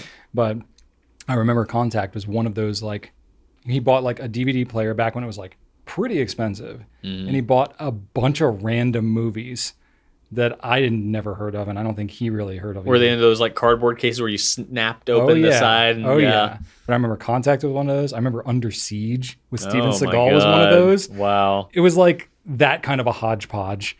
So anyway, I watched Contact a lot, and I remember really liking that movie. It's a solid movie. It really is. It holds up well. Yeah. Does it hold up? I haven't watched it in a while. I'm like, did the like the special effects, did they hold up? Yeah, absolutely. There's nothing like super crazy. There's the machine that they build with the rings that spin around. Like, it looks a little CG-ish, but it's always pretty from a distance. So no, I think it was. That to me, that like falls into like sort of a Severance territory where it's sci-fi, but not like so sci-fi where I'm like, what? Like, they're made up a language for this, and like that. I'm like, okay, I'm not trying to like escape reality altogether, but I like it when there's like a sci-fi bend to reality. Yeah. Well, that kind of thing. There's science fiction and science fantasy. This is very much science fiction. The whole fantasy thing is where you lose me. Well, yeah, that's the thing. That's where you've got your Star Trek, Star Wars stuff. Like, you could argue that Star Trek is science fiction, Star Wars is science fantasy, or what is it? It's a space opera or whatever. But Context is definitely way more grounded than any of those. Yeah. It doesn't even become science fiction until like the end anyway. Yeah. Cool. But yeah, so watched Contact, enjoyed that. And I watched the fourth Indiana Jones movie, which I had watched 1, 2, and 3. Yeah. I told myself I'm going to run through them all. And then I got to the fourth one and I stopped. I was like, after Last Crusade, I'm like, all right, I'll take a break. It's not revered as one of the But I knew, greats, I'm like, I got to watch the fourth one. So I watched Crystal Skull. Okay. Because I had been defending it for years, telling people that it's no more absurd than some of the other ones are. Sure. The whole Ancient Aliens storyline is no more ridiculous than superpowered religious artifacts. You could say it's more plausible. So I wonder, I'm like, Drew, are you defending this thing unnecessarily? Because I only saw it once when it was new. I saw it in the theaters. Okay. So I rewatched it, and I will say it is just as enjoyable as Temple of Doom, because I rewatched Temple of Doom recently, and that one's pretty out there. It is very out there. Even though it's a 1984 film, I gotta say it's super weak. The first act, pretty racist, you know, so there's that you got to get through. Yeah. And, you know, the character of Willie, the female lead, she is so absolutely unbearable. Yeah. Like everything that comes out of her mouth is like painful. Yeah. Short Round's a great character, but the rest of the movie, it's just silly. It goes from like super goofy to super dark. It's like 2 seconds. It's very tropey. It's just, it's not super enjoyable. And I will say that Crystal Skull has its moments where it's so super cringeworthy, but I don't think it's got any, like, if it's worse than Temple of Doom, it's only slightly worse than Temple of Doom. But the argument you could make is Temple of Doom had already happened. So like they could have learned their lessons from that by the time they came out with the fourth one. You know what I mean? There's I think that if you removed a lot of the CG and it replaced it with practical effects, it would be better than Temple of Doom. But isn't that the inherent nature of sequels? Like, you can't just do the same thing. You gotta like take it further. So anything with like that many sequels, it's gonna just get so ridiculous. The CG really ruined a lot of it. Like, there's a scene where Shia LaBeouf's character is sword fighting with Lord of the Rings girl, what's her name? Anyway, and that's like, and he's like, just 2 Jeeps driving and sword fighting. You could have done that with practical effects. Like a bunch of safety harnesses that you can green screen out, sure. But you have like fake sunlight coming out of this side, real sunlight coming over here. And I'm like, what? Like this, it just looked so bad. But it's such a cool stunt, such a cool scene, but it gets ruined by this, like, they're just adding more crap that they don't need to add. Yeah. So anyway, I will continue to defend it. I don't think it's as bad as people say it is.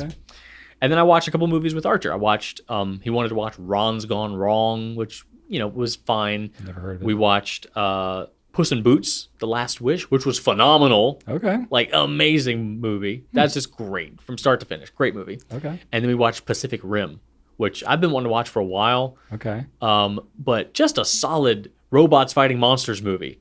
Like, at the very beginning, they say, one day, monsters showed up from the bottom of the ocean, and then they kept on showing up. And when we realized they weren't going away, we built robots to fight them. And then it just goes, like, and that's it. That's it. That's it. That's your exposition. Simple premise. It gives it to you right at the beginning, and then the rest of it's just like, okay, let's fight some monsters. Okay. And let's try to stop them from coming. And that's it.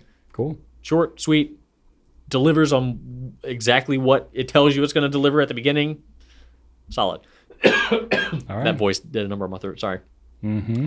And that was it. That's been my weeks. Nice. Just I did ink up 3 new pens. I wanted to share that with you guys. Oh yeah, please. I have a Visconti. I forgot for a minute. This is a pen podcast. Yeah. I got a Visconti Manhattan here. I put. Nice.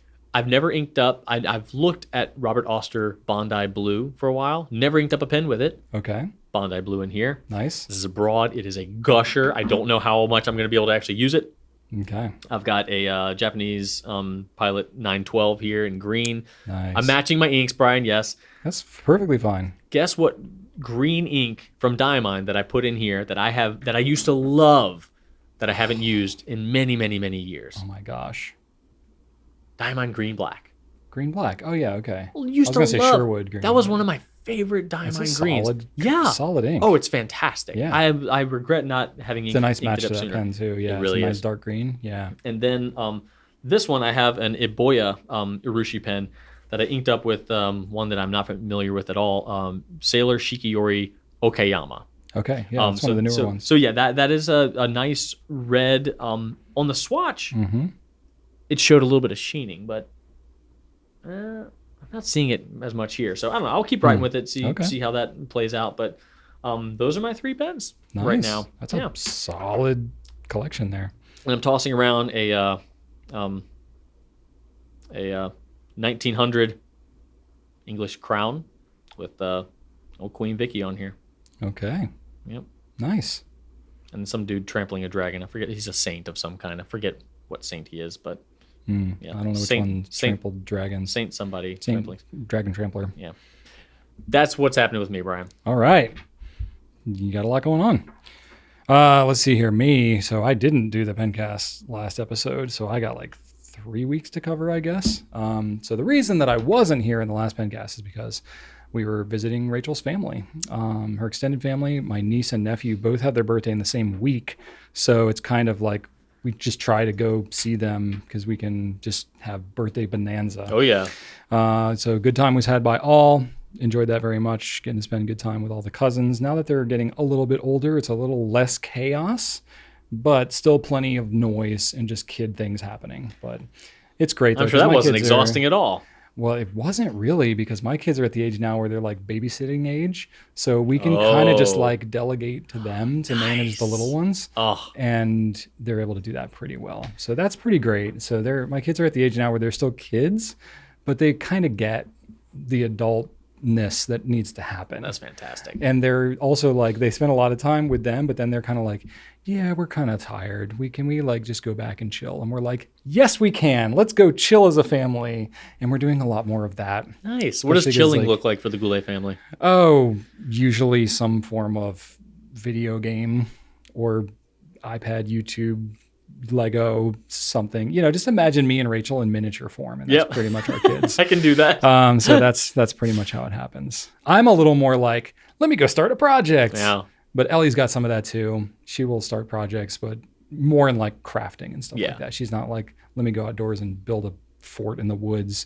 That's more my vibe. Or yeah. Hey, don't spoil it. We're getting there. Yeah. But I did, part of the vibe, part of what works really well for me now when visiting Rachel's family is everybody knows I need projects to work on. I can't just sit around the house. So you brought some stuff. So, I didn't have to bring a lot this time. Really? Yeah, because basically I went and I asked ahead of time. I was like, are there any projects? Do we need to do anything? And they were like, no, not really. But my sister-in-law mentioned, she was like, well, they got this like play set for their kids. They got it like, I think 2 years ago. So it's like starting to get a little grimy and that kind of stuff.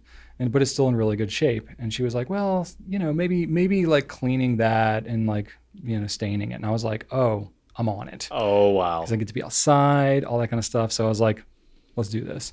So for that kind of thing, you don't need a real big power washer. And my father-in-law has a small power washer to clean off his deck and stuff like that. I was like, I can use that. I can just bring it over there. Dunzo. I just need to bring some like work clothes and we'll get it taken care of. So it was like in the 90s and it was super hot. And that's this past weekend or the previous weekend? This was the week that I was off. So it was like whatever before. This was like the end of June. So I did that. But that's also when like the wildfire smoke from Canada like came back down. And so we had a lot of that going on. So I had to like mask and all that. And so it was like, okay, there was a lot of rain, a lot of things happening. So the weather was a bit wild. But I was just sweaty and gross and all that. And I was like, cool. It was just according to you would have been sweaty inside too, right? I'm just I can't get away from it now. This time of year, I just sweat constantly. But anyway, I talk about sweating a lot on this podcast, so I'll just leave it at that.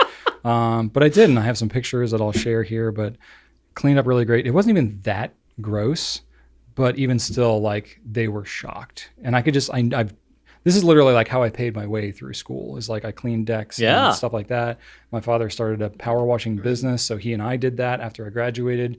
I did that for several years as I was getting into the pen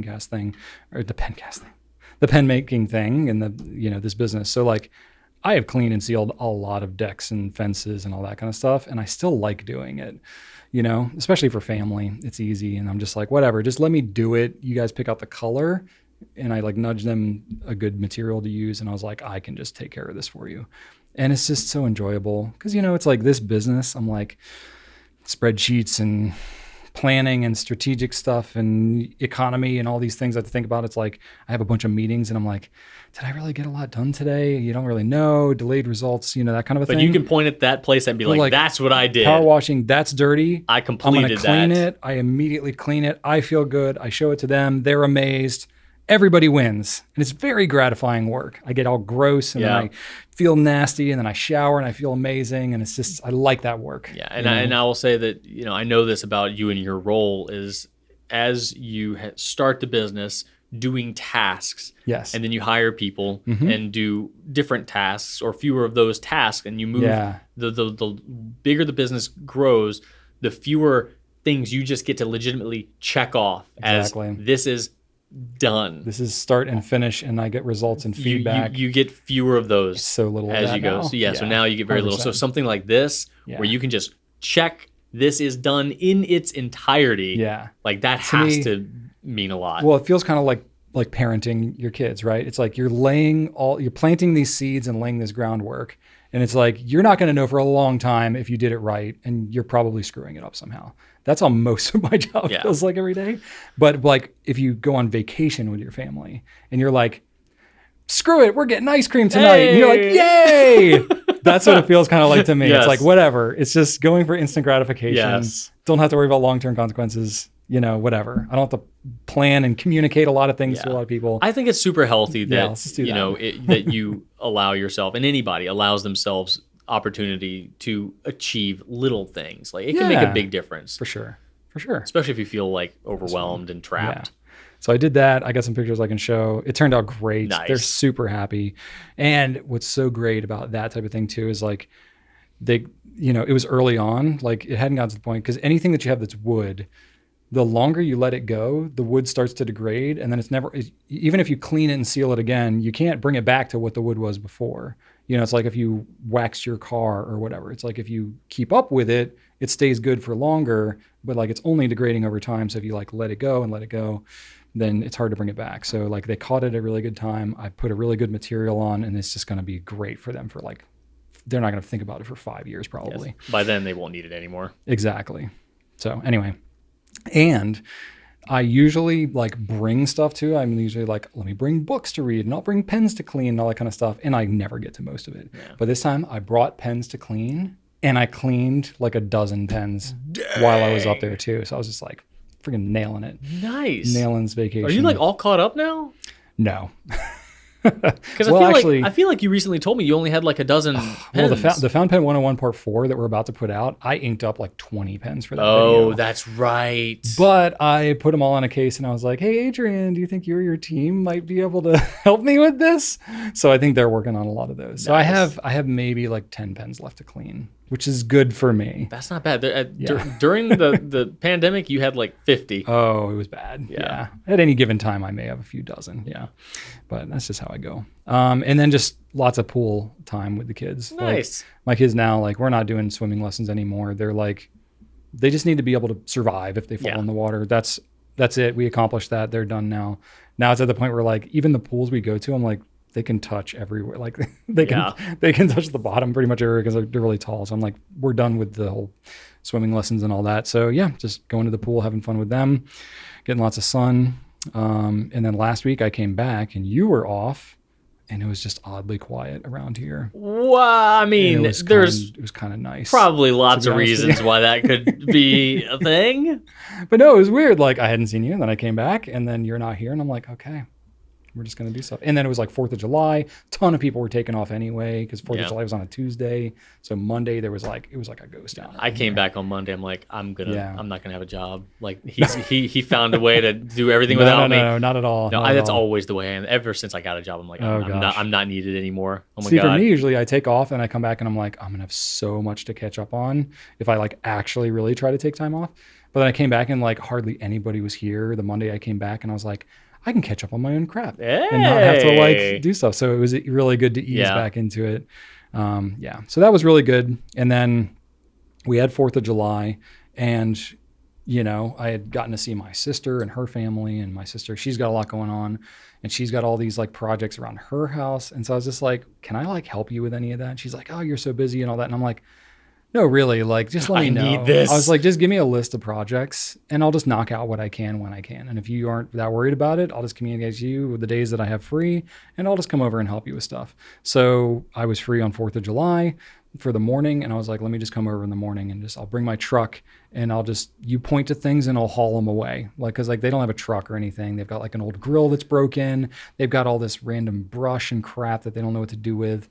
And so I was like, just point to stuff. And they had like a limb that had fallen off a tree and kind of fell onto their neighbor's property. That is such a gift. And just random stuff. And I was like, and that's like, it's not a big deal for me. And I'm like, I don't care. I'm just whatever. I'll just go do some work.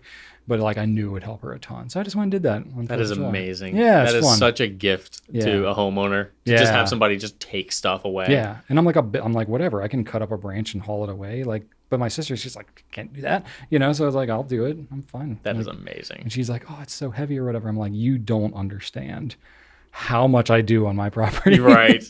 Like I cut down 90-foot tall trees, right. And haul them away like on a regular basis. Like it's really fine. So that was kind of cool. And then this is very random, but I have a riding lawnmower, and this is like you hate mowing the lawn, but I love it. But like mower maintenance is like a degree beyond that. But I've like really enjoyed it because as I've maintained more engines, like I know how to do more. I have the tools and it's just easy. So like I had to change the hydraulic oil. I love this journey for you. Yeah. So like there's the engine. But what was cool is like, hey, Joseph, I want to show you like what I'm doing here. Because it's like, it's not that often I have to change the hydraulic oil in my lawnmower.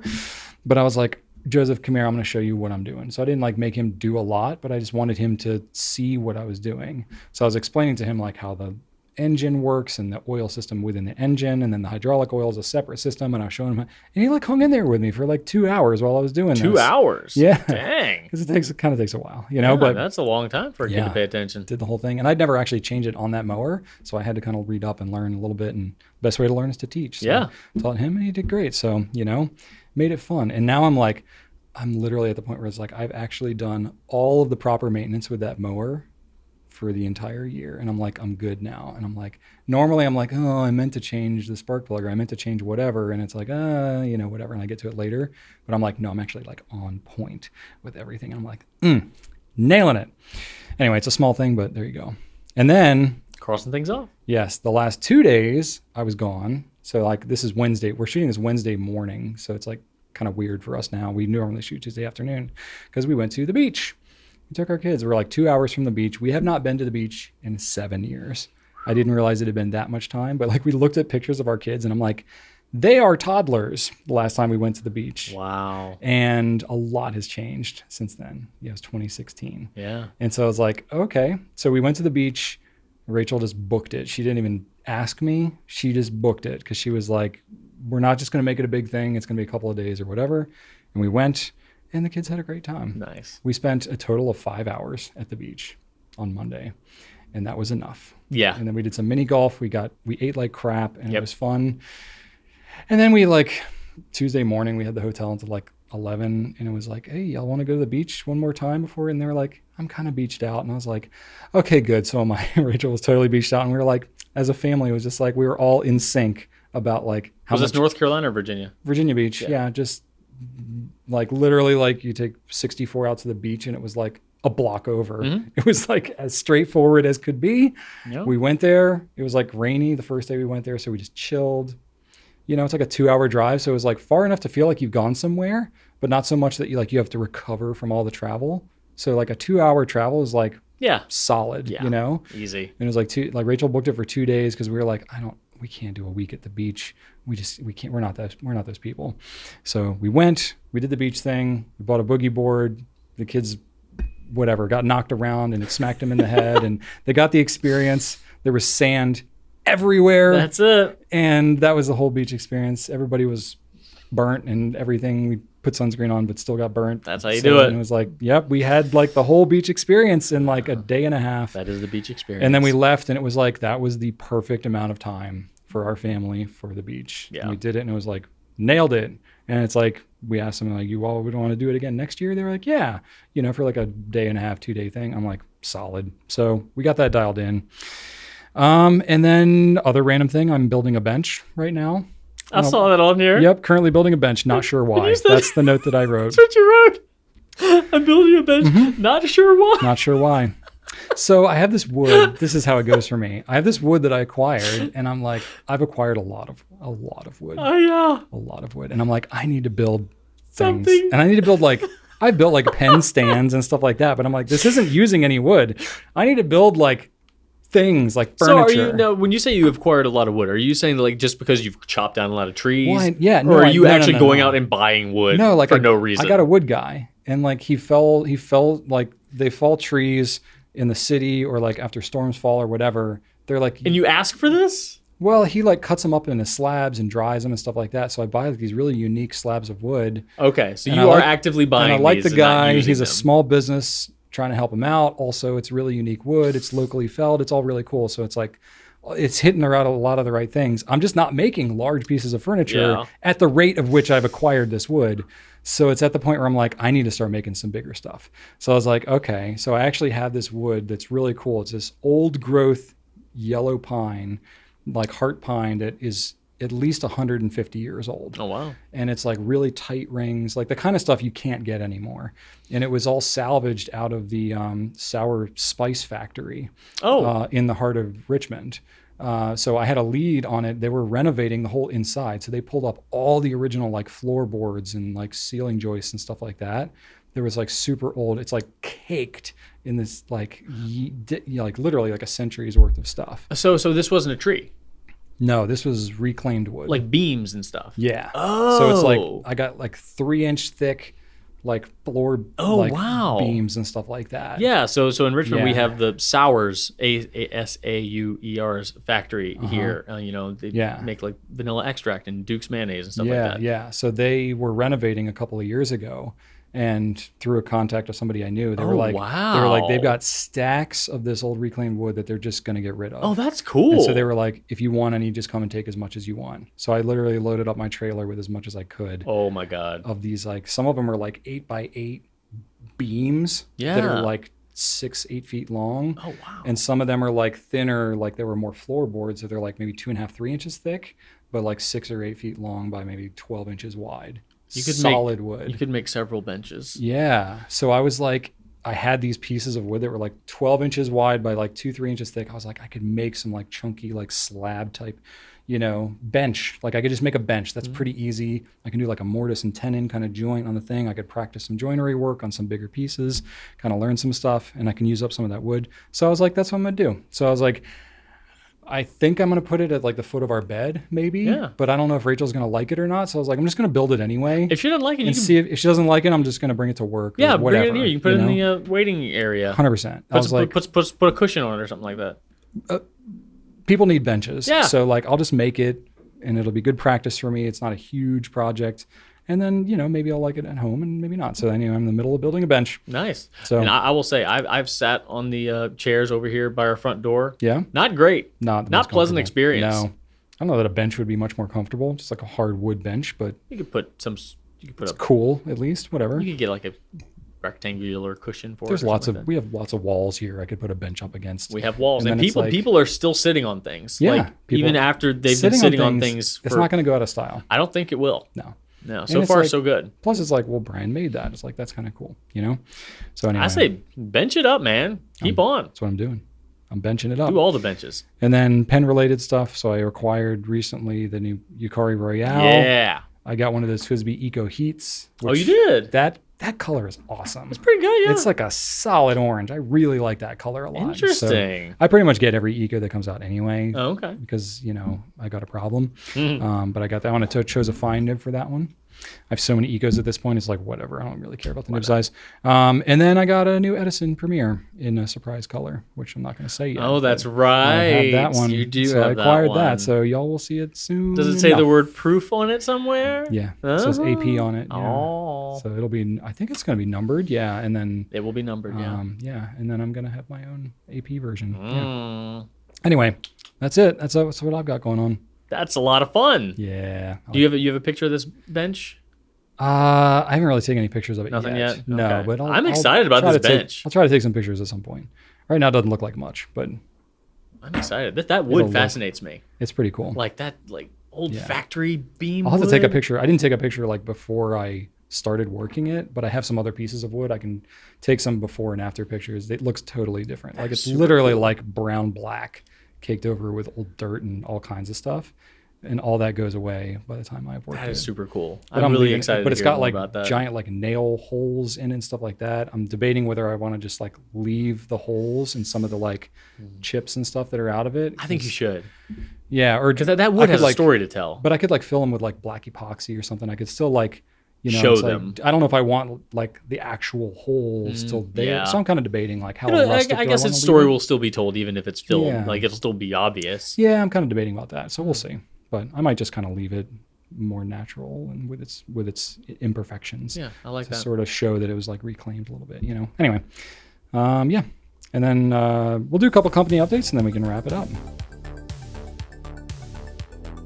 All right, so we have a video that Drew put together, the top selling pens at every price. I think that one, I don't know, did you mention that in the last? I don't remember if you mentioned it in the last one. I think that came out since you did the last Pencast. It did. It came out the week I was off. Yeah, that's right. So anyway, go check that one out if you haven't already. We actually pulled some sales data to see. It's like by SKU. Yeah. So there might be some stuff in there where you're like, if you rolled up all the like color might- and yeah, I nib might do a- sizes, I might it may do a be some follow-up. different one. Yeah, there's a lot of different ways to like repackage some of like best selling, whatever it is. I chose to do it by color so that I have more to talk about. Because Yeah. if I just did by model, then I'd be like, yeah, it's this model and it's like this. But I went very specific, so I'd say like this is why this particular color is this popular. It just gave me more talking points for a video, for you know. Yeah, because probably it wouldn't be that much of a surprise otherwise. Probably you know? not. It's just less to talk about. Yeah, that's fun. And then we have soonish, I'm not exactly sure when we'll get this one out, but Fountain Pen 101 Part 4. It's all about nibs. It ended up being a little longer than we initially planned, but we're trying to cover a lot. So that'll be a really good reference video for you as well. And then this is random and will probably already have happened by the time this video goes out, but we're porting over to a new phone system this week. So we're not going to have phones for Thursday and Friday. This is going to publish on Friday. So it's probably already happened, but whatever. We'll have a new phone system. Shouldn't make much of a difference to you all, but it's happening. And then also we're having a mental health half day this Friday as well. So I don't know what I'm going to do, because I just took a couple days Yeah, off, but I don't know what we'll I'm going to do figure out either. something. I don't know. We'll find something to do. Maybe I'll work on my bench. I don't know. Or I'll come up with some other random thing. And then it's worth mentioning as well. I think we've mentioned it briefly previously, but we'll say it again. We're going to be at the DC Pen Show coming up on August 6th. We didn't give the time and date last time. We didn't have the time and date confirmed, but we have it now. So we are going to be doing a Pencast recording. Yeah. A modified Pencast, not full length. Probably But not. a Pencast / meet and greet Q&A type thing at the show. It'll be on Sunday morning at 11 a.m. So they got a room for us, a couple different rooms, I think, actually. Yeah, I mean, there will be limited You know. seating, but it's not like we're charging for it or anything. So. Right. So it'll be kind of like first come, first serve, whatever. Cram it in there. We don't really care. Yeah. I'm sure there's fire codes of some kind we'll have to adhere to, but whatever. Yeah. For the meet, whatever. If you're not there for the actual recording, the meet and greet portion will just stay until people stop talking to us or they kick us out. So anyway, we'll be there. So 11 So a.m. we'll record a Sunday the Pencast. 6th. I think we're going to shoot for 2 hours, like an hour of Pencast and an hour of meet and greet. Yeah, but we're going to be at the show anyway. Yeah. In general, we're going to be at the show on Saturday and all that stuff too. So we'll probably skip like the what's new section. You know, Yeah, we'll try to we'll hone it a maybe little bit. do just 3 questions instead of 5. I don't know. Maybe we'll take some questions while we're there. We'll figure it out. We don't know We're yet. gonna We have just know where details. we're going to be and what time we're going to be there. Exactly. So if you were hoping to go to the show or you wanted to meet us or whatever, just wanted to confirm like a time and a place where you can do that. So there you go. The DC Pen Show does not have any rooms available at the show hotel any longer, though. So Yeah, it's all I'm booked guessing up. it's going to be a pretty packed show.